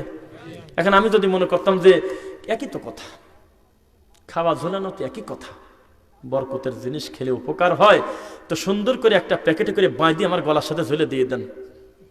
আমি একটু আপেল ঝুলি নিয়ে আমি ওয়াশ করবো আজকে, গলার সাথে কমলা বাঁধি নিয়ে ওয়াশ করবো, গলার সাথে আমি একটু আঙুর ফল নিয়ে ওয়াশ করবো। শরীরে কোনো প্রোটিন আসবে? কোন উপকার আমি পাবো? ওটা খেলে আমি উপকার পাবো। তো কোরআন মাজিদ আল্লাহ দিয়েছেই হলো তার বান্দা যেন পড়ে। আর কি বলেছে আল্লাহ, ইয়া আইয়ুহাল্লাযীনা আমানু যখন বলবে আল্লাহ, তখন যেন ইমানদার কান খাড়া করে থাকে, এই বুঝি আল্লাহ আমাকে কোনো কিছু আদেশ করবে, না হয় নিষেধ করবে। কপাল কত খারাপ। হুজুরের কাছে গিয়েছেন, হুজুর একবারও বলল না সব সমস্যার সমাধান দিতে পারে আল কোরআন। তুমি বাড়িতে গিয়ে সূরা বাকারার শেষ 2 আয়াত পড়ো, ভয় ভীতি চলে যাবে। সূরা ইখলাস পড়ো, ফালাক পড়ো, নাস পড়ো, আয়াতুল কুরসি পড়ো, সূরা ফাতিহা পড়ো, সূরা মুলক পড়ো, ইনশাআল্লাহ আয়াতুল কুরসি পড়ো, বিপদ আল্লাহ দূর করে দেবে। হুজুর কেন বলল যে 502 টাকা দাও? কিদিন লেখে টান দিল লেখে তাবিজ বইরে গলায় দিয়ে করে চলে দাও। কমলা ঝোলায় রাখলে যেমন 4 পয়সার উপকার নাই, আল্লাহর কসম কোরআন পড়লে আল্লাহ খুশি হয়, নেকি দেয়। কাটি প্যাকেট করে গলায় নিলে 4 পয়সার নেকি নাই, শিরক। রাগ করতেছেন মনে করে? মাশাআল্লাহ, জি জি বলতে থাকি। এখন আবু দাউদের 20,335 নম্বর একটা কথা আছে আলেমদের ব্যাপারে, কি করি বলেন তো? বলবো নাকি? আল্লাহ রাসূল সাল্লাল্লাহু আলাইহি ওয়াসাল্লাম বলতেছে, আল্লাহর কসম আমি মারা যাচ্ছি, তবে আমার উম্মতের জন্য সবচেয়ে ক্ষতিকারক সবচেয়ে খারাপ জিনিস রাখি গেলাম হলো মাওলানা মানুষিক। এই হুজুররা খারাপ হবে তার শেষ নাই। আবার আল্লাহ বলতেছে, ইন্নামা ইয়াখশাল্লাহা মিন ইবাদিহিল উলামা, নিশ্চয় আমি আল্লাহকে যথাযথ ভয় যারা করে তারা হলো আলেম। কুল হাল ইয়াস্তাবিল আ'মা ওয়াল বাসীর, কানা মানুষ আর চোখালা মানুষ যেমন, দিন বোঝা একজন আলেম মানুষ আর নন আলেম মানুষ হলো তেমন। হুজুরের কিন্তু বিশাল মান কিনা। আপনাদের এলাকায় খেয়ার আছে একটা দেখছি, এই সমস্ত চাউল দিয়ে ভাত রান্না করে রাত্রিবেলা মোট ভাত ফোরে নাই, সকালবেলা হলে ওই ভাতের নাম বাসি ভাত বলেন না? বুঝতেছেন?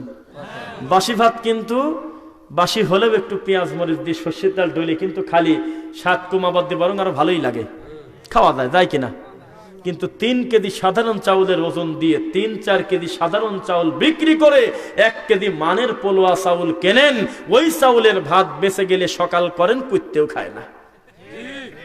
হুজুরের প্রচুর দাম। হুজুরের জন্য আল্লাহর কোরআন মাজিদে হুজুরের মর্যাদা ভরা, কেননা সে দ্বীনি ইলম শিক্ষা করেছে, কোরআন শিখেছে, হাদিস শিখেছে। তার মর্যাদা আপনাদের মতো না, বিশাল মর্যাদা আল্লাহর কাছে। কিন্তু এই দামি জিনিস যখন বেদামি হয় তো কুত্তেও খায় না। আল্লাহ রাসূল বলতেছে, আল্লাহর কসম আমার উম্মতের আইম্মাতুম মুদিল্লিন ভণ্ড হুজুর হবে কানা দাজ্জালের চাইতে খারাপ। বোঝা যাচ্ছে? আল্লাহর ঘরের কপাল পরা মুসলমান, এই জিনিসের তো জায়গা হয় না। আল্লাহর ঘরের মেম্বারের পরে এই জিনিসের জায়গা নাই, মকসেদুল মুমিনের জায়গা হয়েছে। আল্লাহর নবীর জীবনী, তার আদর্শ, তার সিরাত, তার রেখে দেওয়া আদর্শের কোন বই আল্লাহর ঘরের মেম্বারের উপরে পাওয়া কঠিন। কিন্তু বেহেশতি দেওয়ার জায়গা পাওয়া গেছে। যে বেহেশতি দেওয়ারে বইটা দেন, এমন অকথ্য ভাষায় এমন খারাপ খারাপ ভাষা হাকিমুল উম্মত নামক আশরাফ আলী থানভী লিখে গেছে। বাঙালি হুজুর ধর্ম মনে করে মানুষের সামনে প্রচার করে, প্রায় মানুষের বাড়িতে এই বইটা আছে। এর ভিতরে কত খারাপ নোংরা অসভ্য বাদে কথা লেখা, মুখে আনা পাপ। কিন্তু মানুষ কোনোদিন জানল না 1450 বছর আগে আমার রাসূলের আদর্শ কতই না ভালো। সুবহানাল্লাহ। এইটা যদি আপনার ঘরে থাকতো, রাসূলের সহিহ হাদিস সুন্নাহ, কত আপনি আল্লাহর কাছে সম্মান পেতেন। কিন্তু এই নোংরা বইটা জায়গা নিয়ে এনেছে আল্লাহর ঘরের। বিশ্বাস করেন, আমি যদি মাত্র 2টা পৃষ্ঠা 4টা রোগের চিকিৎসা যদি এই বই থেকে পড়ি, আপনি হাসি গড়ে পড়বেন না, আর বলবেন এত ফাতরা কথা লেখছে কিভাবে। এই একটা কথা এখানে লিখে রাখছে। বিনা কারণে কোনো প্রাণী হত্যা করা অকারণে কি জায়েজ আছে? যার অনুমোদন ইসলামে আছে। বুঝতেছেন নাকি? অথচ আপনাকে মাঝে মধ্যে বলতেছে শিয়াল ধরে শিয়ালের দাঁত ভাঙো, একটা কুমিরের গলার মধ্যে এই ভরে দাও। এটা বাজে বাজে নোংরা কথা দিয়ে এই বইটা সাজানো। অথচ বাঙালি মানুষের বাড়িতে প্রায় 80% বাড়িতে এখন কমে গেলেও আল্লাহর ঘরে এই জায়গা হয় নাই, বাড়িতে জায়গা আছে এই জিনিসের। আল্লাহর ঘরে এই জিনিস জায়গা দখল করে আছে। বিশ্বাস কি করেন? বেহেশতি দেওয়ারের নাম কি শুনছেন? আপনাদের একাগ্রতা যদি থাকে, আমি শেষের দিকে 2টা পৃষ্ঠা রিডিং পড়ব। কত খারাপ কথা লেখা, সেটাকে ধর্ম মনে করে। আল্লাহর কসম, ট্রেনের ভিতরে মা বোন মেয়ে ছেলে ফেলে বই কিনতেছে। আল্লাহর কসম, আল্লাহর কসম করে বলতেছি, নাহলে আমি এই বই পালাম কোন জায়গা? গার্মেন্টস থেকে মেয়ে ছেলে ফেলে আসতেছে, কত ছেলেরা আসতেছে, ধর্ম মনে করে একটা বেহেশতি দেওয়ার কিনে নিয়ে বাড়িতে রাখতেছে। আমার বউটা পড়বে, পড়লেই দেখবেন দেশে মুশরিক হয়ে যাবে। এটা ইসলামের কোনো কথাই নাই, খালি নোংরা কথা লেখা। ইসলাম বলতেছে ফাতু হারসাকুম আন্না শিতুম হুন্না লিবাসুল লাকুম ওয়া আনতুম লিবাসুল লাহুন্না। তোমার স্ত্রী তোমার জন্য শস্যক্ষেত পোশাকের মতো, তুমি তোমার স্ত্রীর জন্য পোশাকের মতো, তোমরা তোমাদের মতো করে থাকো। আলহামদুলিল্লাহ। কিন্তু এই হুজুর লিখতেছে শনিবারে এটা করা যাবে না, চাঁদ উঠলে এটা করা যাবে না, অমুক টাইমে এটা করা যাবে না, কত বাদে কথা লেখা তার শেষ নাই। এই জন্যই তো আমি মুমিন, আমি 24টা ঘন্টা আল্লাহ দয়া মনে করি। আমি তো ওদের মতো না। ঠাকুরের কাছে গিয়ে বলতেছে যে গুরুজি, জি মেয়েটাকে বিয়ে দিতে চাচ্ছে আগামী মাসে, দেখেন তো কোনো শুভ লক্ষণ আছে কিনা। গুরুজি বলে বসে দেখতেছি। মেলা সময় ফিরে এরকম আমটা আমটা করি, বলতেছে যে আগামী মাসের প্রথম 20 দিনের মধ্যে কোনো শুভ লক্ষণ নেই। আর আমাদের কাছে পাঠা দেন, আমরা বলবো যে তো বাফার বেটাকে মুখ দিয়ে বললিটা কি। দিবসের দিনের মধ্যে কোনো কুলক্ষণ সুলক্ষণ নাই, প্রত্যেকটা দিবসের মালিক হলে আমার আল্লাহ। এই জন্যই তো আমি মুসলমান। আর এই অসভ্য কুলাঙ্গার খারাপ জিনিস এই বইটার ভিতরে এত এত বাজে বাজে কথা লিখে দিয়েছে, এটাকে ধর্ম মনে করে আমাদের মা বোনদের বাড়িতে আছে, বিশ্বাস করেন। তাহলে কথা কি বলতে হবে কিনা? আমরা তো বলি সমাজে মেম্বার, চেয়ারম্যান, মেয়র, উপজেলা চেয়ারম্যান, এমপি, তারপরে প্রশাসন, যারা দায়িত্বশীল রয়েছে সামাজিক, তাদের কর্ম হলো সমাজে মানুষের বাহ্যিক সম্পদ চুরি হলে তাদের মাল হেফাজত বা তাদের বিচার আচার এগুলো করা। আলেমদেরকে দায়িত্ব দিয়েছে আল্লাহ নবী 1450 বছর আগে ধর্ম চোরকে ধরার। দুনিয়ার গরু চোর খারাপ বেশি না আল্লাহর ধর্ম চোর খারাপ বেশি? গরু চুরি করলে মানুষের গোয়াল থেকে গরু খালি হয়, লোকটার আর্থিক ক্ষতি হয়, কিন্তু ইমান চুরি করলে মানুষের ধর্ম চুরি হয়ে গেছে, জান্নাত হারা গেল। বুঝতেছেন? হুজুরকে দলিলের কথা বললে হুজুর মন খারাপ করে। হুজুর এখনো জানে না আল্লাহ নবী মুহাম্মদ সাল্লাল্লাহু আলাইহি ওয়াসাল্লামের কলিজার টুকরা সাহাবী, উম্মতে মুহাম্মাদের শ্রেষ্ঠ সন্তান আমরা মনে করি আবু বকর রাদিয়াল্লাহু আনহুকে। অথচ তার সামনে আল্লাহ নবী মারা যাচ্ছেন, জীবনে কোনোদিন তার মাথায় আসে নাই যে দেও একটু কুলখানি করেই দাও, একটা 3 দিনের দিন একটা কাম করেই দাও। ওসমান রাদিয়াল্লাহু আনহু, আপনার তো টাকার কোনো কমতি নাই, আমি আবু বকর রাদিয়াল্লাহু আনহু অর্ডার দিলাম, আপনি করেন 600 উট মারেন, 1000 গরু মেরে দেন, 40 একটা করেই দেই। এটা যদি ভালো কর্ম হতো সবচাইতে আগে অনুমোদন দিতেন আমাদের নবী মুহাম্মদ সাল্লাল্লাহু আলাইহি ওয়াসাল্লাম। ইদা মাতাল ইনসান ইনকাতা আনহু আমালু, মানুষ যখন মারা যায় তার আমল বন্ধ হয়ে যায়। ইল্লা মিন সালাসা, 3টা জিনিস চালু থাকে। একটার নাম বলেন তো দেখি। প্রথম কুলখানি আর খয়রাত যেটা হয় সেটার নাম কিন্তু হুজুর কিন্তু প্রথমটা দেয় সাদকা। বোঝা যাচ্ছে না? খয়রাত অনুষ্ঠান মিলাদ এটার নাম কিন্তু হুজুর দিয়েছে সাদকা। কি সাদকা? একটা হাদিস শোনাই, আল্লাহর কসম, আল্লাহ নবী সাল্লাল্লাহু আলাইহি সাল্লামের নাতি হুসাইন, এখনো শরীয়তি তার আসে নাই, ছোট বাচ্চা মানুষ, তাই তো ভুল করে একটা সাদাকার খেজুর গালে দিয়ে ফেলছে। একটা সাদাকার খেজুর গালে দিয়েছে। সত্যি করে বলেন তো, একটা বাচ্চা ছেলে অচেনা কোনো মানুষের ব্যাগ থেকেও যদি না বুঝে একটা জিনিস গালে দেয়, গুনাহ হলো? কারণ ও তো বুঝতে পারতেছে না যে আমার কোনটা আর ওনার কোনটা। এইটুক জিনিস আল্লাহ নবী সহ্য করলো না, লাভ দিয়ে এসে হোসাইনের গলার মধ্যে হাত ভরে দিয়ে টাইনি খুলে বলতেছে তাড়াতাড়ি বমি করো আগে। তুমি কামটা করলে কি? এটা হলো সাদাকা, এটা আমাদের খাদ্য না।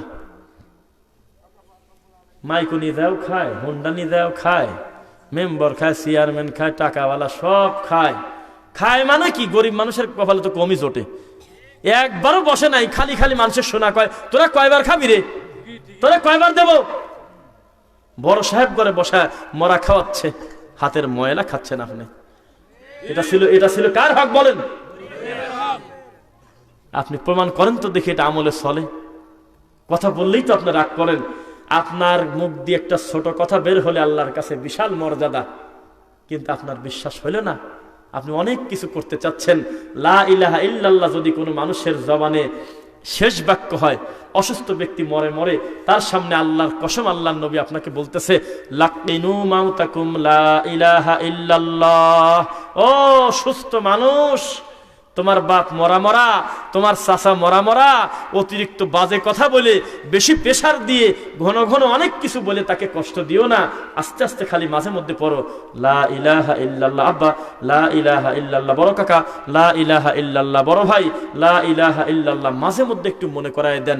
ও যদি কোনো ফাঁকে আপনার বলা দেখে বলে ফেলে, ফাদাখালাল জান্নাহ, সে জান্নাতে যাবে ইনশাআল্লাহ।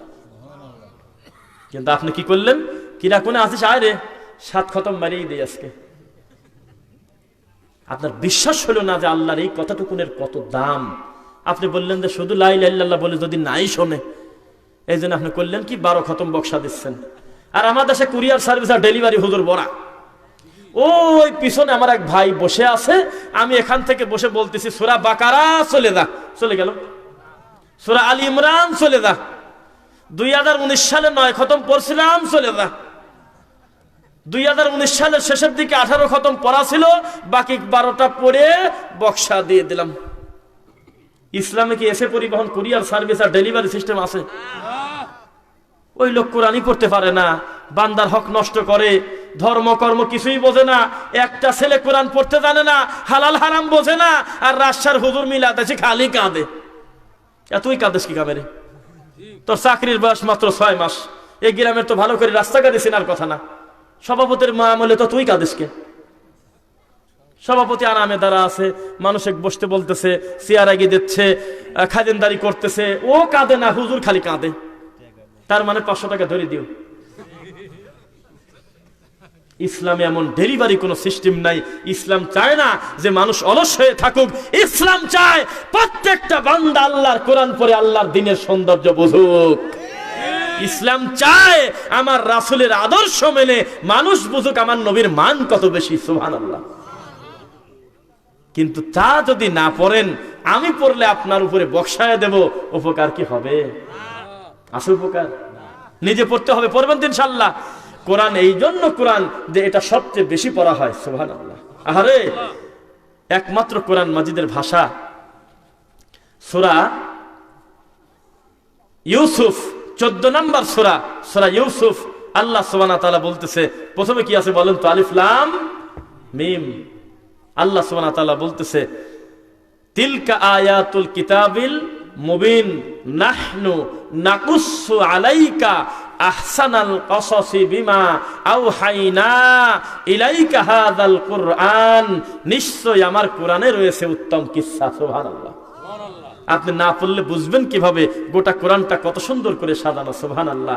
এ মুসলমান, ক্লাস 5 এর কবিতা এখনো মনে আছে নাকি? হাট্টি মাটিম টিম এখনো মনে আছে নাকি? এখনো তাল গাছ দেখা যায়, মনে আছে? 69 নম্বর সূরা, সূরা ইয়াসিন। 36 নম্বর সূরা, সূরা ইয়াসিন। 69 নম্বর আয়াতে আল্লাহ বলতেছে, ওয়ামা আল্লামনাহু শি'রা ওয়ামা ইয়ামবাগি লাহ ইন হুয়া ইল্লা যিকরু ওয়া কুরআনুম মুবিন। আল্লাহ বলতেছে সূরা ইয়াসিন 36 নম্বর সূরার 69 নম্বর আয়াত, এটা কোনো কবির কবিতা না। হে নবী মুহাম্মদ সাল্লাল্লাহু আলাইহি ওয়াসাল্লাম, আপনাকে আমি কবি করে পাঠাই নাই। কেউ আপনাকে কবি কবি বলে ডাকবে, এটা আপনার জন্য মানায় না। এটা হলো আমি আল্লাহর পক্ষ থেকে উপদেশ এবং পবিত্র কোরআন। বলেন সুবহানাল্লাহ। কত কবিতাই মনে আছে, কিন্তু আল্লাহর কোরআন মনে থাকে না। একটু সূরা পড়তে বললে বলে দেখেন বুড়িকালে মুখে আসে না। অথচ আগামীকালকে হয়তো আপনার মৃত্যু হবে, আজকে জান যায় যায় অবস্থা। এমন অবস্থায় যদি শোনেন আপনার বাড়ির পাশের প্রতিবেশী 1 শতক জমি কিনবে, আপনি রেডি? যেভাবে হোক তাড়াতাড়ি, যার কাছ থেকে পারো রেডি করে তাড়াতাড়ি আগে জমিটুক ধরো। আগে আমার হাতের কাছে জমি দিন, অন্য কারোর কাছে ছুটে না যায়। অথচ জান্নাত আপনার জন্য রেডি হয়ে আছে, খালিদিনা ফিহা আবাদা।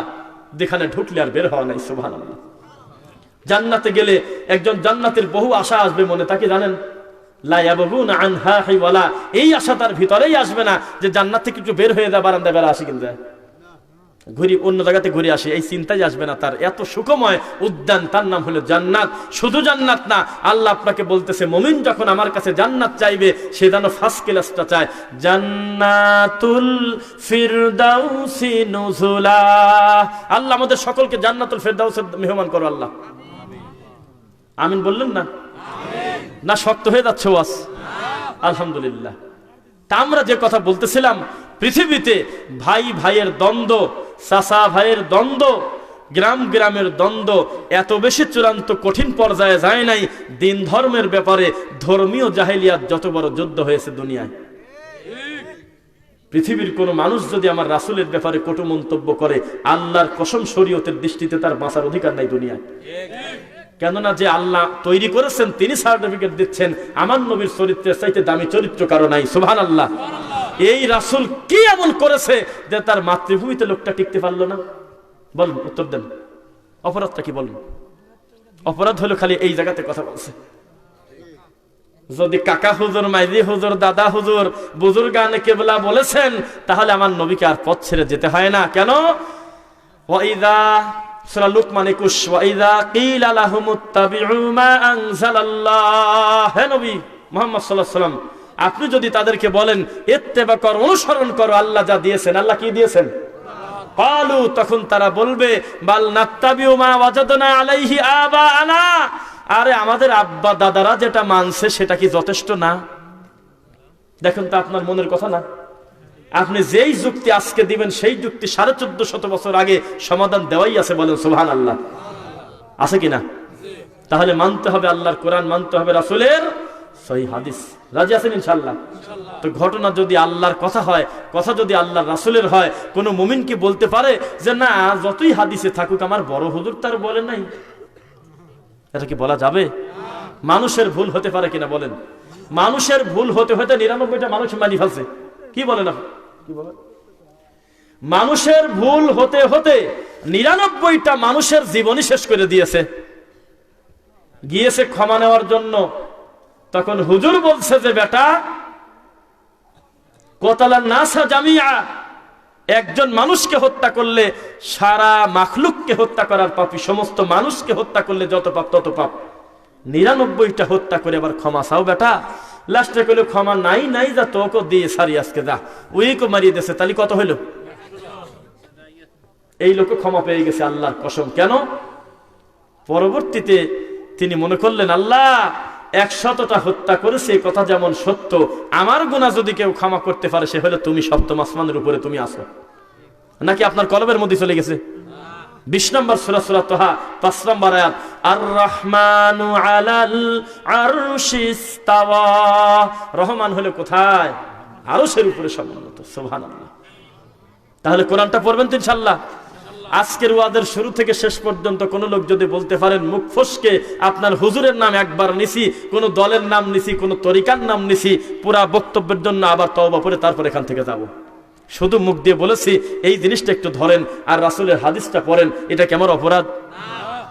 যদি বলতাম আমার একটা তরিকা আছে, আপনার আছে নকশবন্দি, আমার আছে 12 বন্দি, তাহলে একটা কথা, বুঝছেন না? আমি যদি বলতাম যে আপনার কি বলে মাছ ভান্ডার, এটা আমাকে দিয়ে দেন, আমি আপনাকে ডাল ভান্ডার দিয়ে দিচ্ছি, তাহলে আপনি আমাকে খারাপ বলতে পারতেন যে আমার মাছটা নিয়ে লোকটা তো ডাল দিতে চাচ্ছে, বুঝছেন না? আমি যদি আপনাকে বলতাম আপনার 8 রশিটা আমাকে দিয়ে দেন, বিনিময়ে আমি রশি 4টা বাড়ায় দিয়ে 12 রশি আপনাকে দেব, সেটা আলাদা কথা। যে লোকটা তো আবার আর এক রশির দিকে টানে, আবার কোন দাতে হুজুর, এতে একবারও বলে না যে সব বাদ দিয়ে আল্লাহকে মানো, রাসূলকে মানো, এ আবার ওই রশির দিকে তো টানে, তাহলে আপনি আমাকে বলতে পারতেন। আমি বলতেছি এগুলোকে বাদ দিয়ে আমাকে মানবেন না, ছি ছি ছি, আমাকে কেন মানবেন? মানবেন আমি যাকে মানি তার নাম আল্লাহ, আমি যাকে মানি তার নাম রাসূলুল্লাহ সাল্লাল্লাহু আলাইহি সাল্লাম, তাকে আপনি মানেন। এটা কেমন অপরাধ? কিন্তু আপনার সমাজে হুজুর উঠেই তো বলে ও আমার বাবারা সোনারা, আমার মাঝি হুজুর যে কি করছে, হচ্ছে না? হ্যাঁ শিখিয়ে দেব, মাশাআল্লাহ। মুরব্বী লোকের থেকে রেসপন্স পেলে তা শান্তি লাগে। আমার বাবাজি বলতেছে যে খালি কাঁদে আর পড়ে থাকে। আমাদের দেশে অকারণে কাঁদা হুজুরকুল মেলা, জানেন আপনি? অকারণে এমনি খালি কাঁদতেছে। সেদিন একটা বক্তা দেখলাম, সত্য হলে বা সাক্ষী দিন থাক, ওইটা পরে অত হাসি ভাবনা না। একটা বক্তা বলতেছে যাকে পাবেন হাতের কাছে তাকে জড়াধরি কাঁদেন। মানে আমার এই ভাই আসছে সাদাতপুর থেকে, আর আমার এই ভাইটা আসছে বেড়া থেকে, ওই ভাইটা আসছে হলো বগুড়া থেকে, এই ভাইটা আসছে হলো গাইবান্ধা থেকে। 4 জন পাশাপাশি বসে ওয়াজ শুনতেছে, বক্তা বলতেছে যে তাড়াতাড়ি যাকে হাতের কাছে পাবেন তাকে জড়াধরি কাঁদেন। এ ধর্ম কি কাম কাঁদবি তা কয় না, কোন তো আছে, বুঝছেন? এমনি বলতে কাঁদো, কি ফালতু তালি বলেন। আরেকজন বক্তা বলতেছে মাওলা গো, আমার এই রানিং মাসে তুমি আমাকে কতবার বিমানে চড়াই লাগো মাওলা, তাই বলি কাঁদতেছে। এ কোন ধরনের কথা? তাহলে ও কারণে হাসা যেমন জায়েজ নাই, ও কারণে কাঁদা কি জায়েজ? চোখের পানির কি এতই সস্তা? শেষ রাত্রে যদি গুনাহের কথা স্মরণ করে বান্দা 1 ফোঁটা চোখের পানি ঝরাতে পারে, ইনশাআল্লাহ তার গুনাহ ক্ষমা হয়, সেই কথাটা মিথ্যা। ইউবাদদিলুল্লাহু সাইয়্যাতিহিম হাসানাত, তার অতীতের সকল গুনাহ নেকি হয়ে গেছে, কথাই সত্য। কাঁদা লাগবে কোন জায়গা? জাল চাইছি খালি কাঁদে, এবি কাঁদে কাঁদে আর কয় যে আব্দুল কাদের জিলানীর বাপ বড়ই খায় কি কামটা করলো। তো বড়ই খেলে না পেয়ারা খেলে তোর কি? এটা কি শরীয়ত? এটা কি হালাল হারামের কিছু? কার কথা বলবেন? কামেল মাদ্রাসার অধ্যক্ষ আপনার খেলা কথা মনে করেন না। একটা কামেল মাদ্রাসার প্রিন্সিপাল কি আর কি ঠাট্টা এমনি হয়ে যায়, ফৌদি হয়ে যায়, বুঝতেছেন না? একটা টাইটেল মাদ্রাসার হলে অধ্যক্ষ প্রিন্সিপাল, তিনি ওয়াজ করতেছে যে আপনার বলি আপনাকে, তিনি বলতেছে আল্লাহ নবী মুহাম্মদ সাল্লাল্লাহু আলাইহি ওয়াসাল্লাম তিনি কে জানেন? ওয়াজ করতেছে, আমি ডান পাশে বসে আছি।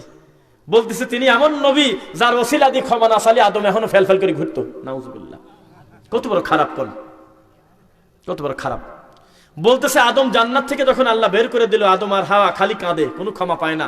শেষ পর্যন্ত বলছে আল্লাহ হঠাৎ করে একটা নাম মনে আসলো গো আল্লাহ, জান্নাতে থাকতে আমি দেখেছি জান্নাতের চৌকাটে লেখা ছিল লা ইলাহা ইল্লাল্লাহ মুহাম্মাদুর রাসূলুল্লাহ। আমার মনে হয় তোমার নামের সাথে যে লোকটার নাম জাগা হয়েছে এ যেমন তেমন কেউ হবে না। মাওলা গো, তুমি ওই নামের ওসিলে আমাকে ক্ষমা করো মাওলা। আপনার এই জেলাতেই কথাটা বলেই দিলাম, এই জেলাতেই ঘটনা অহরহ। আপনারা শোনেন না এটা? তখন নাকি আল্লাহ প্রেসারে পড়ে গেল, নাউজুবিল্লাহ।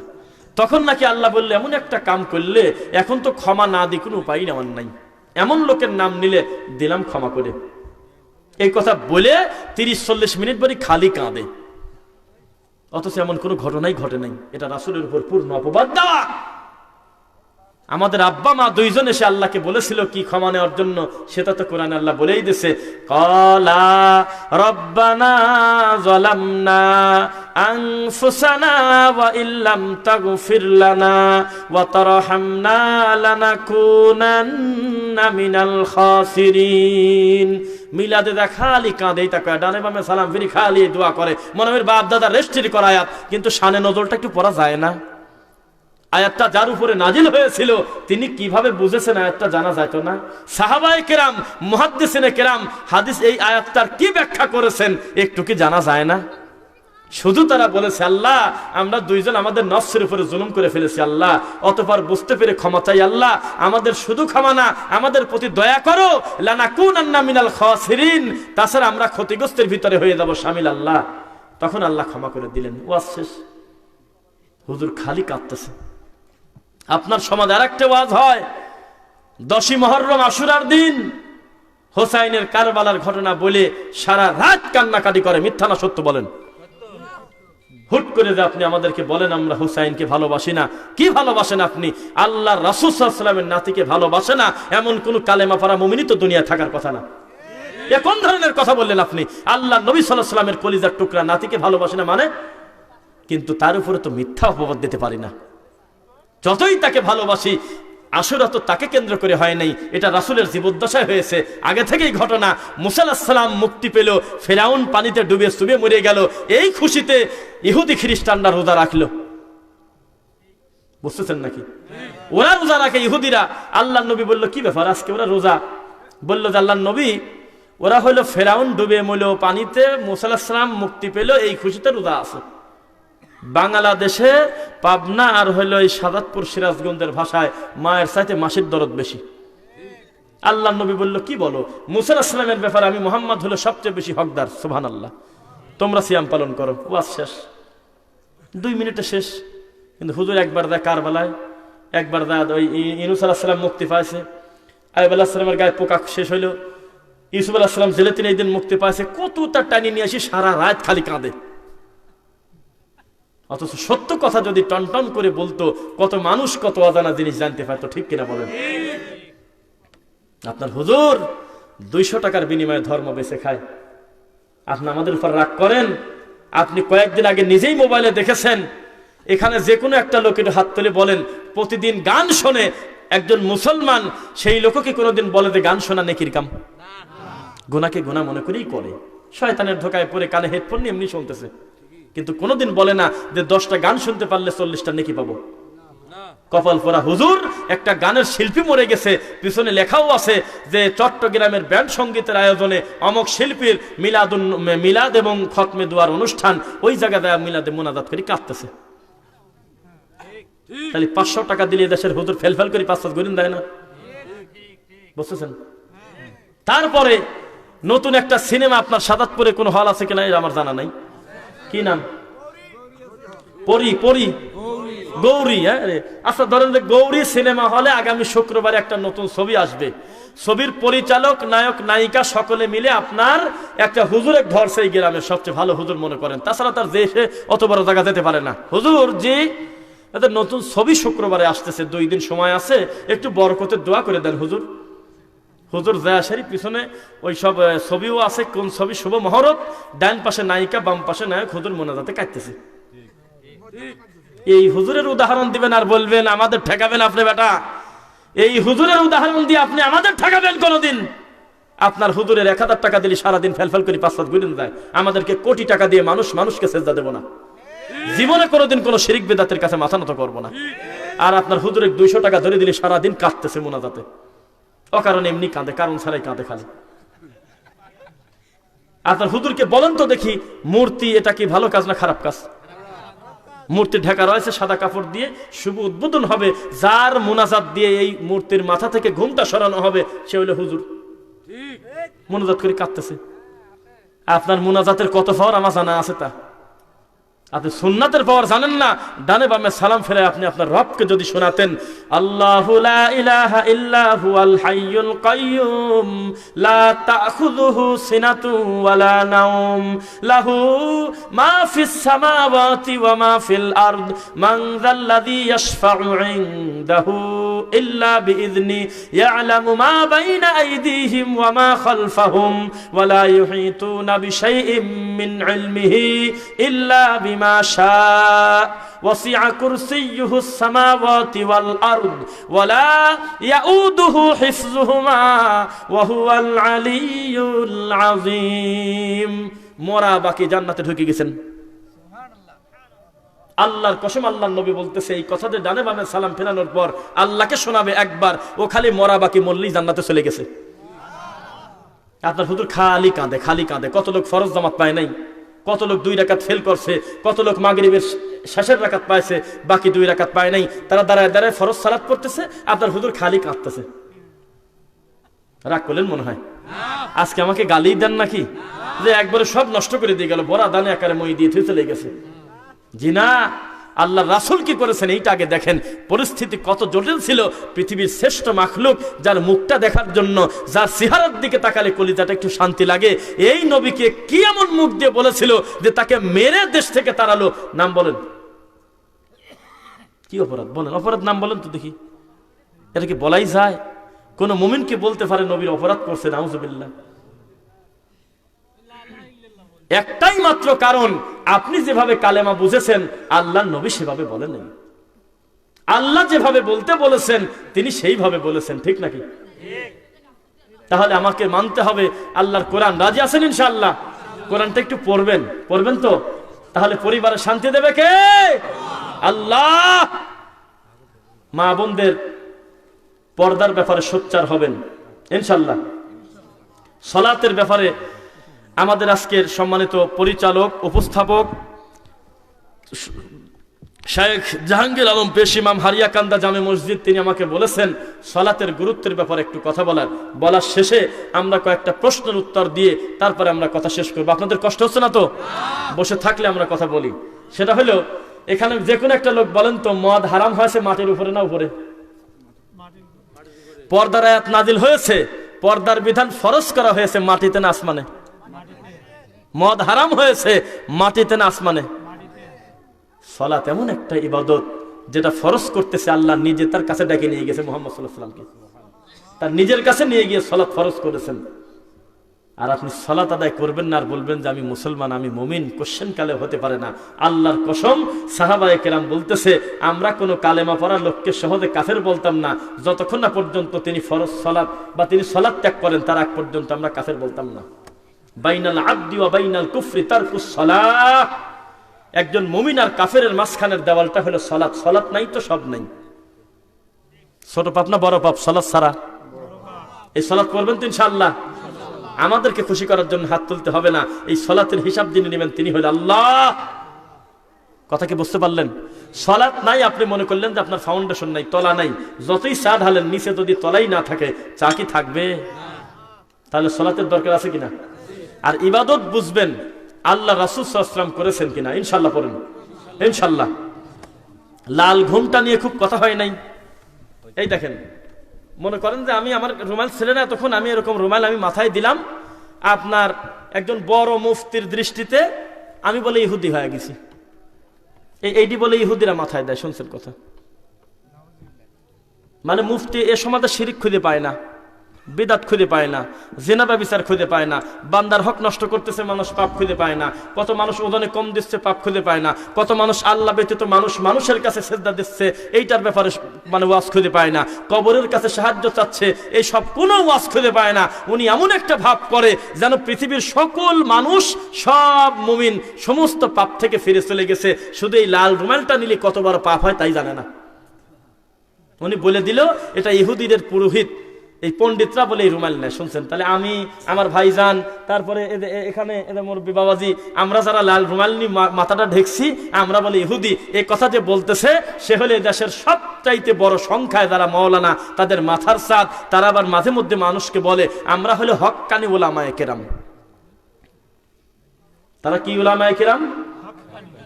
এর সাথে বিহক্কানি কথা আর আছে যে একটা রুমালের সাথে কি ইবাদতের সম্পর্ক?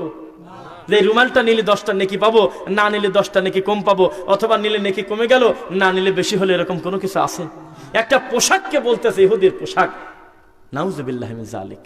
কত বড় বিকৃত হলে মানুষের সামনে এই ধরনের কথা বলা যায়। এই ওয়াজের কথা বললাম কেন জানেন? আপনি কোন মুফতির নাম নেবেন?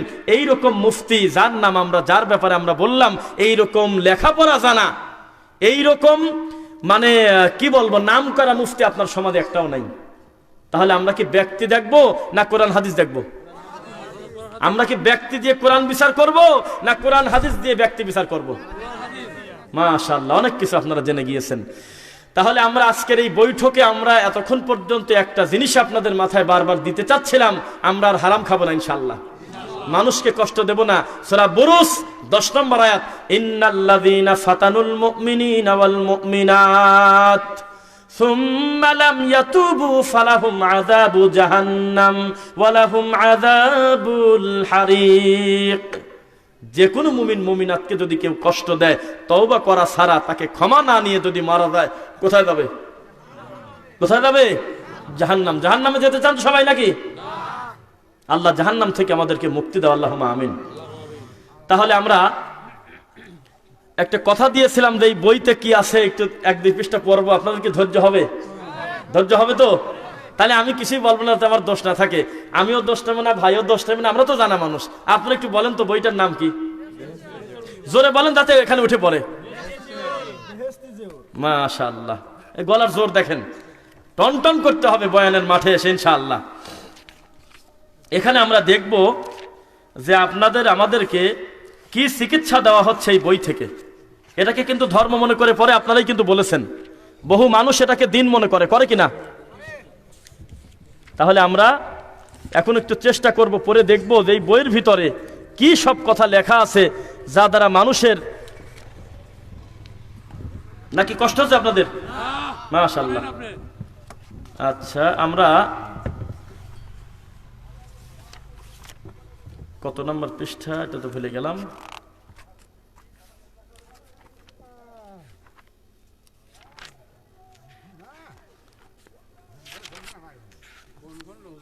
এটা হলো 3 নম্বর খণ্ড।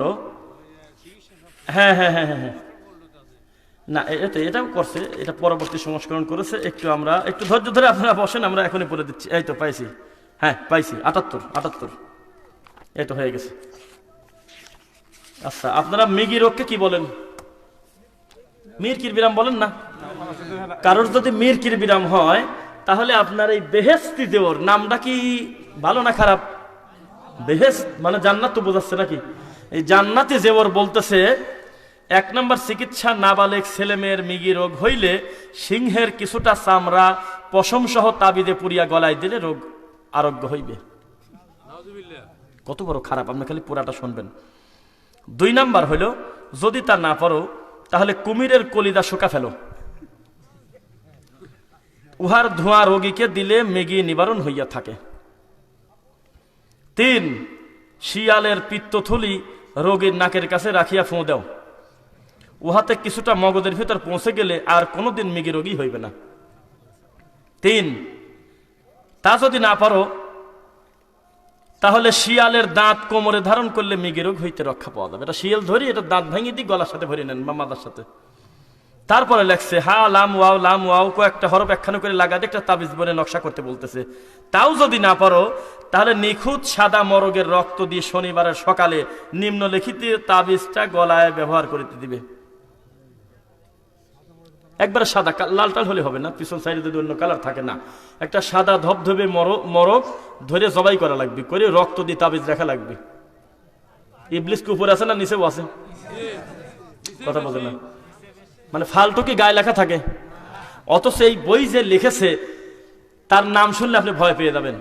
আপনার 12 সাদের খুতবা, তাজকিরাতুল আউলিয়া, মকসেদুল মুমিনিন, বেহেশতি দেওরের সকল খণ্ড, এই লোকটা এত বড়ই দামি লেখক, এই কথা লিখে এত নাম করে ফেলছে বাঙালির কাছে যে বাঙালি বলতেছে আমাদের এই হুজুরটা স্বাভাবিক হুজুর নাই, হুজুর এখন বর্তমানে হয়ে গেছে মুজাদ্দেদে জামান, কুতুবে দাওরান, হাকিমুল উম্মত হযরত মাওলানা আশরাফ আলী থানভী চিশতি। আপনি যে মাঝে মধ্যে বলেন যে 2 দিনের ছেলে বেশি বলে, কি বলে না বলে ওই সাথে আমার মেলে না, তাই জন্য গালি দেন, এর চাইতে বড় হুজুর, নাম করা হুজুর কি বাংলাদেশে এখন আছে বলে আপনি মনে করেন? এত বড় হুজুর কামটা করতেছে কি, লেখতেছে নাকি? যদি বলেন যে না উনি মনে হয় নাও বলতে পারে, ঠিক আছে আপনার কথাই তাহলে থাক। তাহলে এই বইটা যারা ছাপায়েছে, যারা লিখেছে, সম্পাদনা করেছে, তাদের ব্যাপারে যদি আপনি বলি আপনি আরো ভয় পাবেন। তারা খুব বড় বিশাল বিশাল মাদ্রাসার দায়িত্বশীল অধ্যক্ষ, প্রিন্সিপাল, বিশাল বিশাল প্রতিষ্ঠান চালায়, তারা তাদের নিজের হাত দিয়ে এই বইটা ছাপাচ্ছে, বলে নাউজুবিল্লাহ। এখন আপনাকে আমি যেটা বলি, আদম আলাইহিস সালামের ছেলে মানুষ হত্যা করে নাই, দলিল কি? সূরা মায়েদা কয় নম্বর সূরা? 5 নম্বর সূরা, 32 নম্বর 27 নম্বর আয়াত, 26, 27, 28, 29, 30, 31, 32। আপনাকে বলি ওয়াতলু আলাইহিম নাবা আবনাই আদম বিল হক। নবী সাল্লাল্লাহু আলাইহি ওয়াসাল্লামকে বলতেছে আদমের 2 বেটার গল্পটা একটু বলে দেন আপনার উম্মতকে। ইয কররাবা কুরবানান ফাতুকবিলা মিন আহাদিহিমা ওয়া লাম ইউতাকাব্বাল মিনাল আখার। যখন 2 ভাই, আপন 2 ভাই আল্লাহর কাছে কুরবানি পেশ করলো, একজনের কুরবানি কবুল হয়েছে আর একজনের কুরবানি কবুল হয় নাই। সঙ্গে সঙ্গে বড় ভাই ছোট ভাইকে বলল লা আকতুলান্নাক, আমি তোমাকে এখনই হত্যা করে দেব। তখন ছোট ভাই বলেছিল ইন্নামা ইয়াতাকাব্বালুল্লাহু মিনাল মুত্তাকিন, ভাই আমার দোষটা কি? আল্লাহ মুত্তাকিদের জিনিস ছাড়া কবুল করেন, আমার দোষটা কি?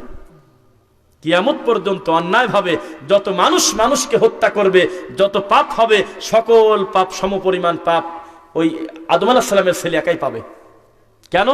হত্যা প্রথা সর্বপ্রথম সে চালু করছে, বুঝছেন নাকি? তাহলে এই বইটা এত নোংরা কথা লেখা, এত বাজে কথা লেখা, তবুও এই শত শত বছর ধরে বাঙালি হুজুর টানি নিয়ে বেড়াচ্ছে, খালি ফটোকপি করে, খালি ছাপায়। তাহলে কি কম খারাপ না বেশি খারাপ?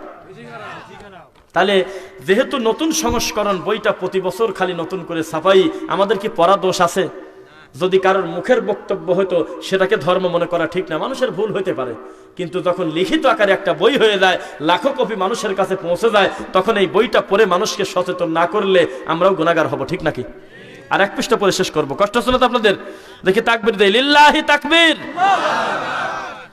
তারপর দেখেন লেখছে চুল পরে না অনেকের, টাক হয়ে গেছেন না, অন্য কোথাও দরকার নেই দৌড় পাড়ার। দেখেন কি লেখছে, ডুমুরের পাত্র দ্বারা টাক ঘষবে, টাকের পর ঘষণ দিবেন, তাহাতে কুঁচের ফলের বা মূলের অথবা জবা ফুলের কলির প্রলেপ দিলে টাকে চুল হয়। তাও যদি না পারো মাটি সিঁদুর লাগালেও টাকে চুল হয়। সিঁদুর লাগাতে বলতেছে, তাহলে চিন্তা করেন আপনি কি করেন? মাটি সিঁদুর মানে কি কালার? মাটির কালার, তাই না? এইবার আপনার চক্ষু ওঠেন, আপনাদের চোখ ওঠে না অনেকের? ও ছাতা তো 2 দিন পর এমনি ভালো হয়ে যায়, আল্লাহর ইচ্ছা, আলহামদুলিল্লাহ, এমনি ভালো হয়ে যায় না মলম টলম নিলে। কিন্তু হুজুর লিখতেছে একটি লোহার শলাকা, মানে একটা প্যারাক দ্বারা বকরির কলিজার মধ্যে ভরে দাও, ওই কলিজা হালকা কয়লার আগুনের উপর ধরিবে, ওই কলিজা হইতে ফেনা বাহির হয়ে যাবে, ওই ফেনা একটা সুরমার শলাকায় জড়াইয়া লইবে, গরম ফেনার উপর অতি সামান্য মাত্রায় গোলমরিচ চূর্ণ ছড়াইয়া দিবে, শয়নকালে অতি সামান্য গরম অবস্থায় চক্ষে দিলে ঘুমাইয়া পড়িবে, মস্তিষ্কে কিছুটা গাওয়া ঘি মালিশ করিবে। এরকম করলে রোগীর চোখ ওটা ঠিক হয়ে যাবে। তাহলে কত বড় মুশকিল! একটা খাসি, একটা ছাগল ধরি, ছাগলের কলদের মধ্যে প্যারাক ভরা লাগবে, এই বইটা এখনো দেশে আছে না চলে গেছে? কান পাকা রোগ আছে নাকি আপনাদের? কানের রোগ নাই, কান শোনে কম, কানে ধাফা ধরে থাকে, ওই কানে এক কথা আর একজন আবার কয় তুই কি উঁশি খাটো, কানে শুনিস না, আছে নাকি? এই কানের রোগের চিকিৎসা শোনেন, ঘোড়ার পায়খানার রস বাহির করিয়া কিংবা কচ্ছপের চর্বি হালকা করিয়া কয়েক ফোঁটা কানের ভিতর টপকাইয়া দিলে বধিরতা বিনষ্ট হইবে। এই বইটা যিনি লেখক, তার জীবদ্দশায় তিনি যখন বেঁচে ছিলেন তার সমকক্ষ কোনো মৌলানা উপমহাদেশে ছিল না বলে বাঙালির দাবি। তাহলে আপনি, হ্যাঁ এই তো সুন্দর কথা বলতেছে যে এইগুলি লেখার সময় কি একটু একটু খাইছিল নিজেও? তাছাড়া এইরকম মাথা বিগড়ে যাবে কেন? যদি বলেন যে হুজুর মেলাদিন আগে লেখছে, না লেখে, এইগুলির উকালতি করতেছে যে হক্কানি উলামায়ে কেরাম দাবা বংশের জাত। এই নোংরা বইগুলো সার্টিফিকেট দিয়ে কোরআনের জায়গা দখল করে, রাসূলের সহিহ হাদিসের জায়গা দখল করে এই নোংরামি যারা করতেছে তারা হলে হক্কানি উলামায়ে কেরাম পরিষদ। তাদের সংখ্যা এত বেশি, তারা খালি রাস্তায় দাঁড়ায় বলবেন নারায়ে তাকবীর, দেখবেন যে ৫,০০০ ১০,০০০ ছাত্র পিছন রেডি, খালি তাকবীর দেয়, খালি তাকবীর দেয়। তাদের গ্রুপের লোকই তো মাঝে মধ্যে বলে যে যাকে পাবেন জরাধরি কাঁদেন। জি, তাদের গ্রুপের লোকই তো আগে ৪০ পরে ৩৫, গাড়ি ঘরে না, কয় যে মঞ্চটার আগে ৩৫ দিয়ে দেওয়া লাগবে, তাহলে ৮৫ হয়ে গেছে। কথা বুঝতেছেন নাকি আপনি?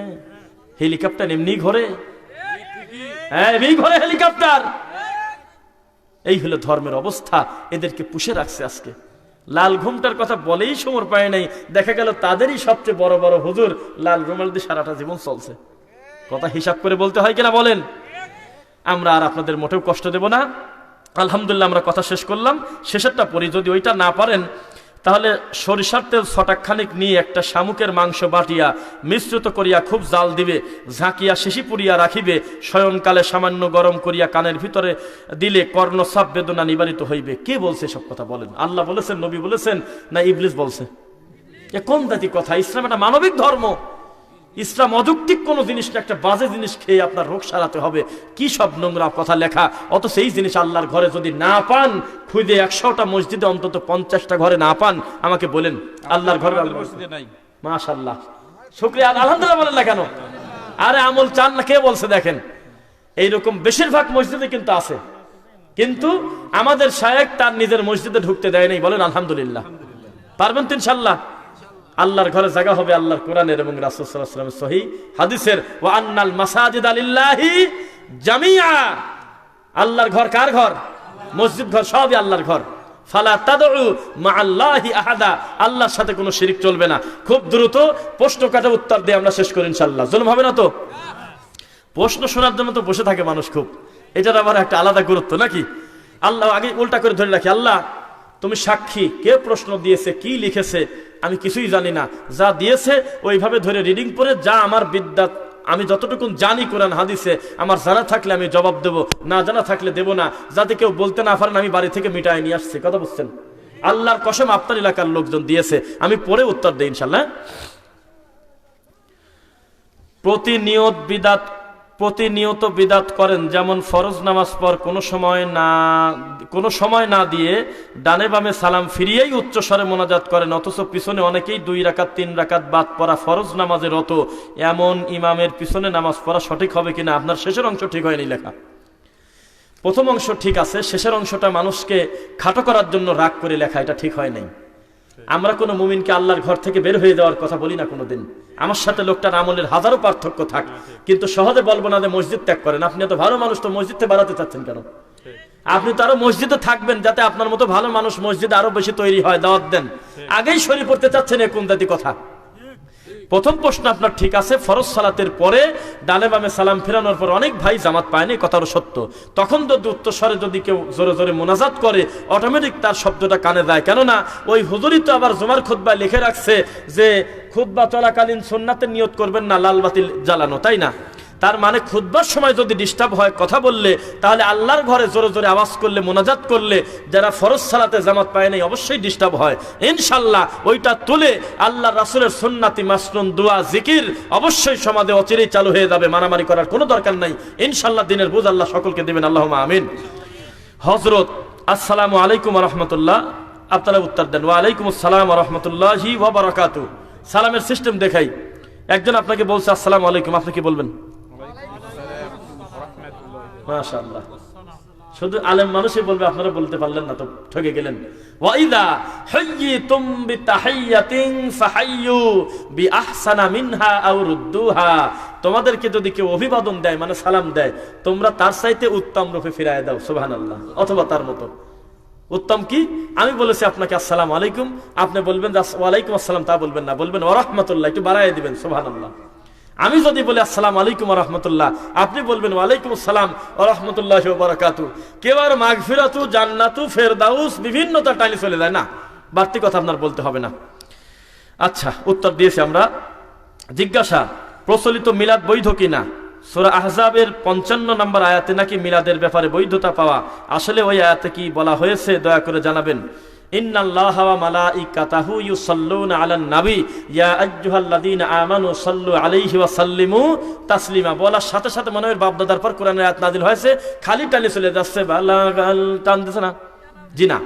সাহাবায়ে কেরাম প্রশ্ন করলেন যে আপনার উপরে আমরা কিভাবে সালাম দেব আল্লাহর নবী, আমরা সালামটা দেব কিভাবে আপনার উপরে, দরুদটা? তখন আল্লাহর নবী বলেছিলেন আল্লাহুম্মা সাল্লি আলাইহি আল্লাহুম্মা বারিক আলাইহি আল্লাহুম্মা সাল্লি আলা মুহাম্মদ ওয়া আলা আলি মুহাম্মদ। ঠিক আছে নাকি? এইটা পড়বেন। কথা বুঝছেন? এই আয়াতে এই কথা লেখা নাই। যদি কেউ বলতে পারে যে আমাদের সমাজে প্রচলিত যে মিলাদ, এই সেম শব্দ আল্লাহর রাসূলের কোন হাদিসে অথবা কোরআন মাজিদের আয়াতে কোন মুহাদ্দিসের মাথায় আসছে যে আপনার মন মতো শব্দ বানায় আপনি পড়বেন, তাহলে আমাদেরকে বলবেন। তবে আপনি নিশ্চিত থাকেন, আমরা কিন্তু আপনার আমলের বিরোধিতা করতে আসি নাই। আমরা বলেছি আপনার আমলটা আমলে চলে কিনা নিজে যাচাই করেন। 2, সবচেয়ে বড় দরুদের নাম বলেন তো। দরুদে আকবার কি? দেখি পারেন নাকি? দরুদে এই সবাই তো পারে। আল্লাহুম্মা সাল্লি আলা মুহাম্মদ ওয়া আলা আলি মুহাম্মদ। এইটা না পড়বেন তো ফরজ সালাত বাতিল, সালাতই হবে না। জান নফল সালাত কিসের? সালাতই নাই দরুদ ছাড়া। আল্লাহ রাসূলের উপর দরুদ পড়বেন না, সালাতই নাই। সাধারণ করে দিয়েছে না কম্পালসারি, একদম কঠিন করে দিয়েছে, বাধ্য। অথচ এত দামি দরুদ আমরা সালাতে পড়ি। এই দরুদটা মিলাদে যদি কেউ পড়ে, আমিও কিন্তু এই দরুদ শুরুতে যদি পড়তাম আপনারা কেউ পড়তেন না, দু একজন পড়তো না। যদি বলতাম না দিয়ে না, তাহলে সবাই আমি 3 চা খাবো, তাও আপনারা ওই মিলাদ থামবে না, খালি টানি চলে যাচ্ছেন। এটা করবেন না। করবেন কি? দেখবেন যে রাসূল সাল্লাল্লাহু আলাইহি ওয়াসাল্লামের সহিহ হাদিসে কোনো কথা আছে কিনা। আপনি কি মনে করেন সাহাবায়ে কেরাম আল্লাহর নবীকে সালাম দেয় নাই?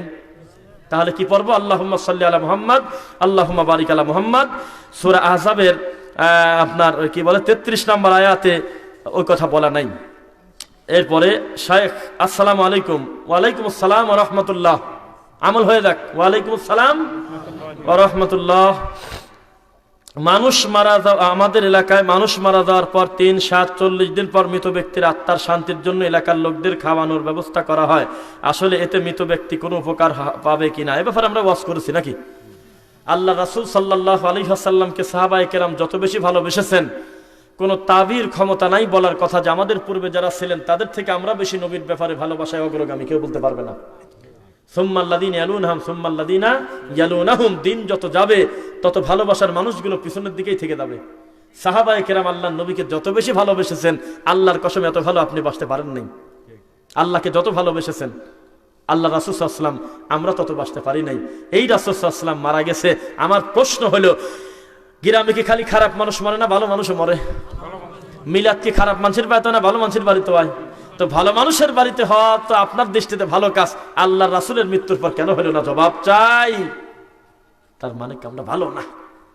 কামটা ছিল 3টা জিনিস চালু, সাদাকা জারিয়া। আল্লাহ 100টা কোরআন হাফিজিয়া মাদ্রাসায় দিয়ে দিলাম। আল্লাহ যতদিন পর্যন্ত এই কোরআন মাজিদটা পড়বে ছেলেরা, আল্লাহর ইচ্ছায় ইনশাআল্লাহ আপনার আব্বা কবরে শুয়ে নাকি পাবে। আপনি একটা এতিমের দায়িত্ব নিয়ে নিলেন, মাসে খাওয়া খরচ যত লাগে দিয়ে দিলাম। একটা বিধবা একটা মহিলাকে লেগ মেশিন কিনে দিলেন, একটা শিক্ষিত বেকার ছেলেকে একটা কম্পিউটার কিনে দিয়ে বসায় দিলেন, একটা ফটোকপি মেশিন দিয়ে বসায় দিলেন যে হালাল রুজি করে খা বেটা।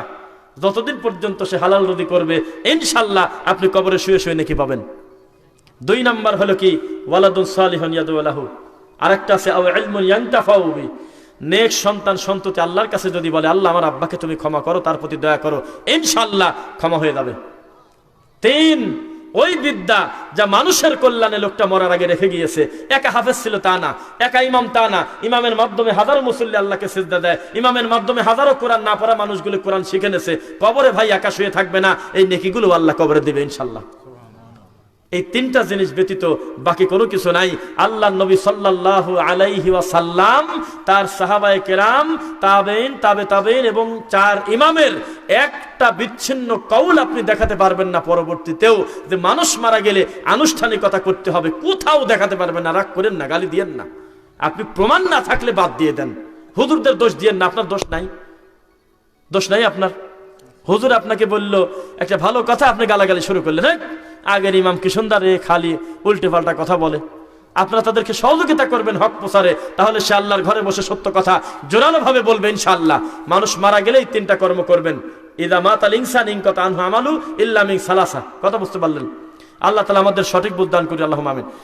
বেদাত কি, বেদাতে হাসানা নামক কোন বেদাত আছে কিনা, যা নাকি উত্তম বুঝিয়ে বলবেন। আপনারা একটু আগে আমি বললাম জর্দার ব্যাপারে, আপনারা কি জর্দাকে হালাল মনে করেন না হারাম মনে করেন? হারাম জিনিসটাকে ভেঙে একটু সহজ করার জন্য, যাতে এটাকে গুনাহ মনে না হয়, এই জন্য বানাইছে হলো চিংড়ি মাছের মতো, কয় মাকরু। তেমনি বিদাতটাকে বৈধ করার জন্য আমাদের সমাজে একটা শব্দ আছে, সেটা হলো বিদাতে হাসানা। অথচ বিদাতে হাসানা সাইয়্যা বলে সেম শব্দে কোরআন হাদিসে কোথাও পাবেন না। যে শব্দ আছে এই শব্দ দ্বারা নতুন উদ্ভাবনের কথা বলা নাই, বলা আছে যেই সুন্নাতটা সমাজে প্রতিষ্ঠিত নাই। বহু সুন্নাত আল্লাহ নবী সাল্লাল্লাহু আলাইহি ওয়াসাল্লামের সময় ছিল, সাহাবায়ে কেরাম আমল করেছেন, কিন্তু এই গোটা গ্রামবাসীর কাছে অপরিচিত। এই রকম সুন্নাত যদি আমি শুরু করি, প্রচার করি, তাহলে এটার নাম হলো বিদাতে সুন্নাতুল হাসানা, তাও বেদাতে হাসানা না। কথা বুঝছেন? সুতরাং বিদাত কোনো 2 ভাগ না, কুল্লু বিদআতিন দালালাহ। প্রত্যেক বিদাত, এখানে কুল্লু মানে প্রত্যেক, কুল্লু মুসকিরিন খামর, প্রত্যেক নেশাদার দ্রব্য হলো মদ, ওয়া কুল্লু খামরিন হারাম, প্রত্যেক মদই হলো হারাম। আপনি তো বসে আছেন যে আমার ফেন্সিডিলের কথা তার কোরআনে নাই, আমার হাকিমপুর জর্দার কথা তার কোরআনে নাই। আরে বাবা রে, আল্লাহর কসম যদি কেউ অকারণে নিজের শরীরে নিজে চিমটে দেয়, আল্লাহর কসম তার গুনাহ হবে, আল্লাহর কসম। যদিও তার বউরও কিছু আসা দেয় না, তার ছেলেরও কোনো ক্ষতি নাই, ওর শরীরে চিমটে দিলে কার কি আসা দেয়? কিন্তু দিতে পারেন না কেন? এই শরীরটা আপনার কাছে আল্লাহ নির্দিষ্ট সময়ের জন্য আমানত দিয়েছে। চাইলে আপনি অন্যকে কষ্ট দিতে পারেন না, চাইলে আপনি নিজেকেও কষ্ট দিতে পারেন না। আপনি সায়েন্স পড়েন, চিকিৎসা বিজ্ঞানীদের কাছে তথ্য নেন, প্রতি বছর কত হাজার হাজার লক্ষ মানুষ নেশা করার জন্য মারা যাচ্ছে। ক্যান্সারের উপর একটা সারণী করেন, আপনি দেখেন ক্যান্সারের 20% সিগারেট, মদ, গাঁজা, ইয়াবা, ফেন্সিডিল, জর্দা এগুলোর কারণে মারা যাচ্ছে। জায়গার নাম হলো পাবনা, একটা জায়গা বলে নেই, পাবনা গ্রামের নাম বললাম না। আমি ইমামতি করতাম, আমার একজন মুসল্লি খুব ভালো, মানে ব্যক্তি ভালো, উনি আমার খুব মহব্বতের। হঠাৎ করে উনি মসজিদে ঠিক মতো আসে না। কি হয়েছে?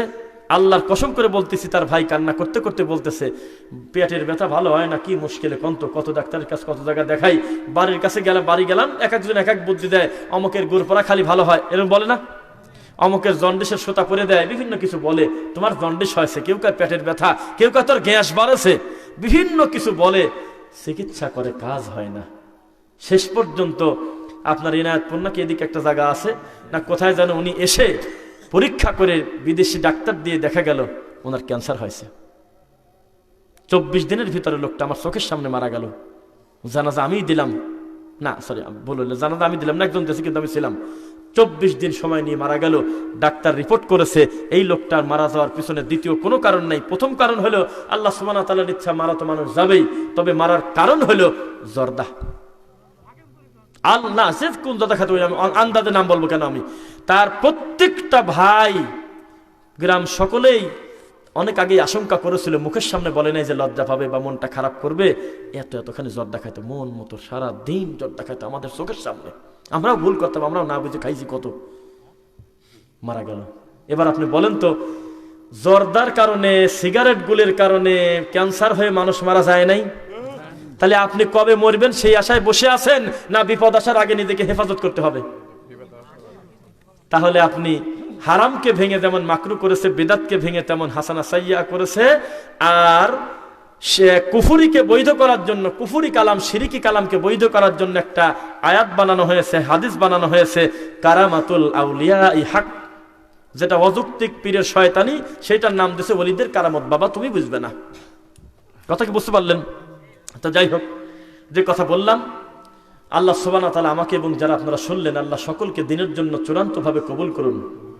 এক জায়গায় বসে মাত্র 10টা মিনিট যদি কেউ চায়ের দোকানে কথা বলে, আপন ভাইয়ের সাথে যদি কেউ 15 মিনিট গল্প করে, কত ভুল অনিচ্ছায় হয়ে যায় না বাবা? হয়ে যায় না? আমরা প্রায় 1-1.5-2 ঘন্টা বক্তব্য দিলাম, মানুষ হিসেবে আমাদের কি ভুলভ্রান্তি হতে পারে না? আল্লাহর কাছ থেকে আমরা ক্ষমা চাইবো কিভাবে জানেন? আল্লাহ, আমাদের এই ভুলভ্রান্তি তুমি ক্ষমা করে দিয়ে তুমি আমাদেরকে কবুল করো আল্লাহ। কথা কি বুঝতে পারলেন? তাহলে তাহলে আর লম্বা কথা না বলি নাকি? ও কি যেন বলছিলেন? চার কথা না, আমি চা খাবো না, চা খাবো। তাহলে অনুমতি নেই সভাপতি সাহেবের কাছে, তাহলে কি ও কথা কি শেষ করে দেবো নাকি?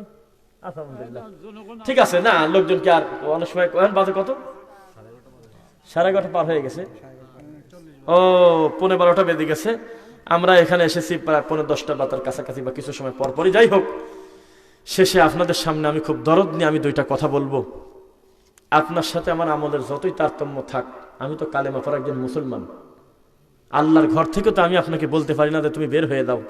আপনি তো আমাকে বলতে পারেন না যে তুমি বের হয়ে দাও। পারেন কি? পারেন?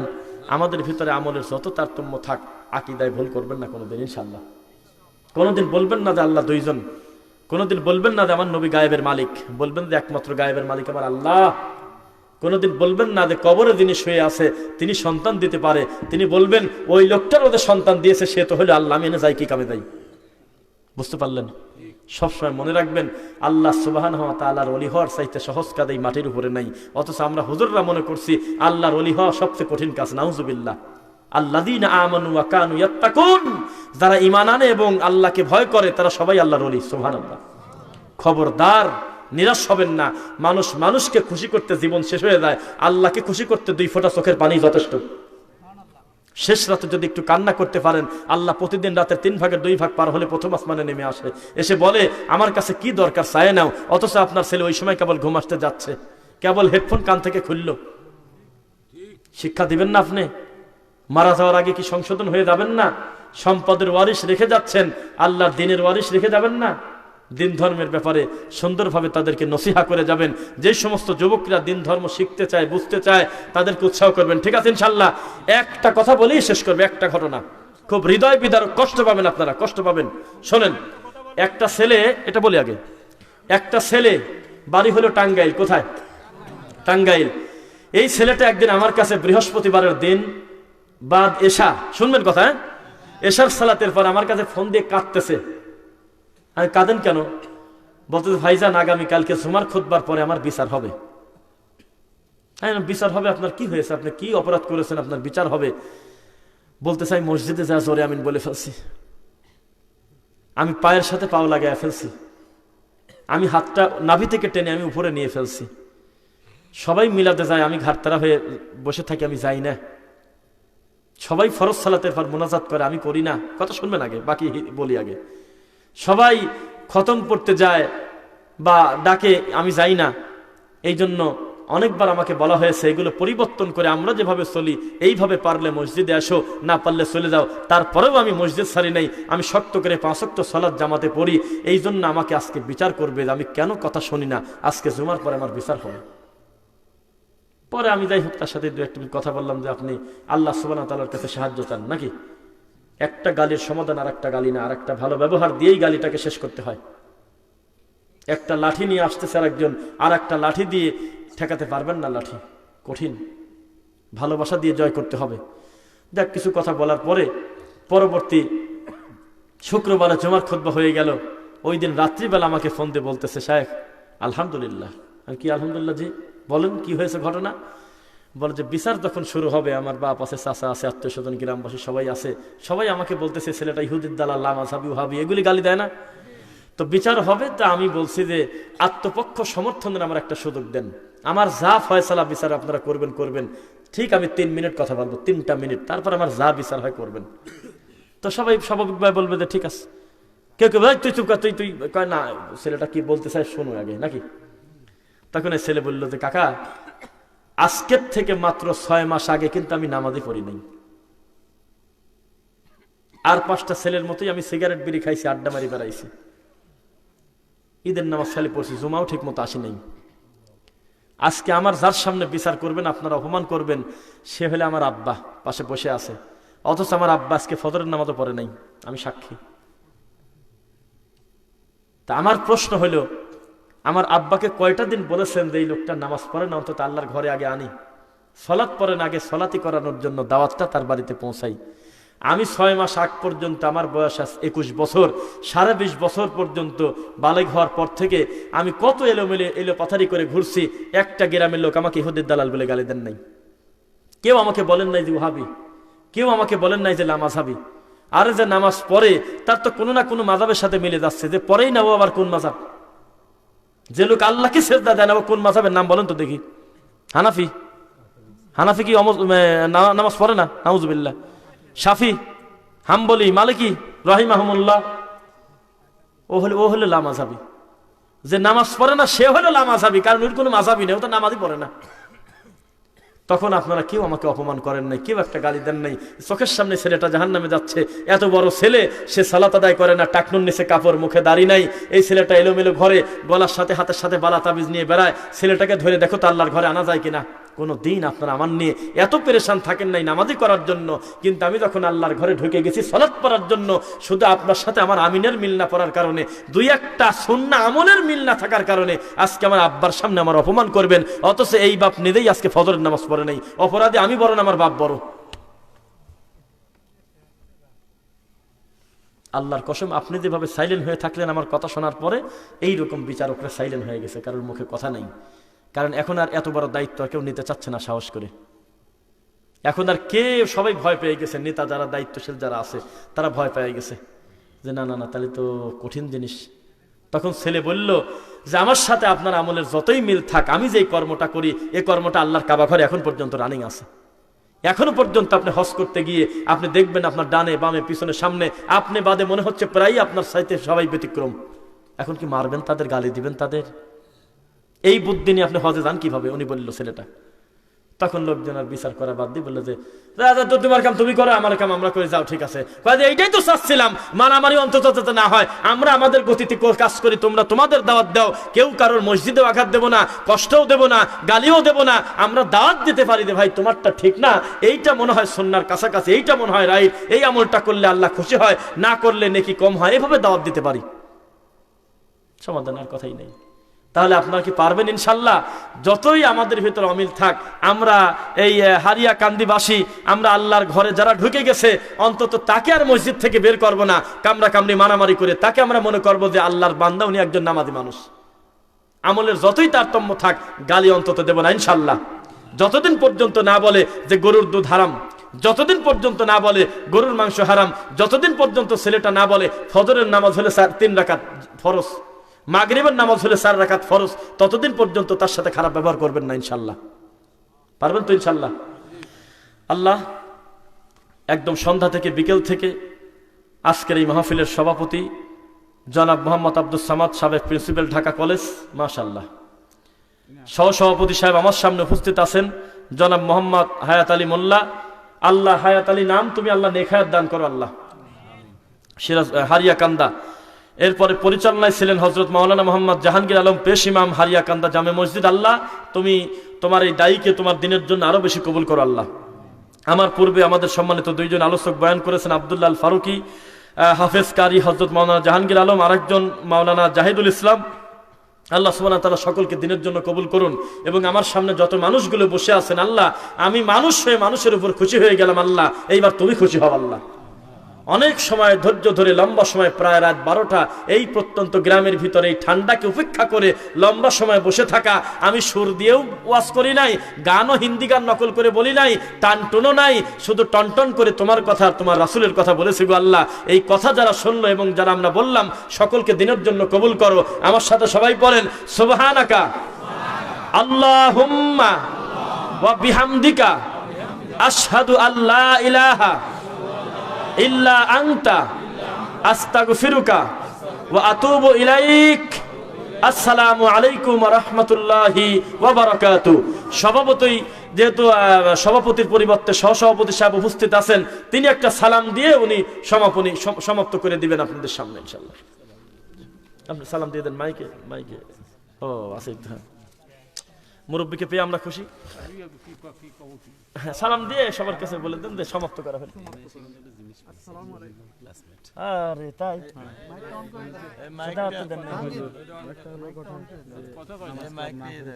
হ্যাঁ হ্যাঁ, এটা তো কথা খারাপ। মসজিদে যদি না আসে সেখানে কি এই দেখি আছে মাইকে। এই মাইক চালা হয় না। হ্যালো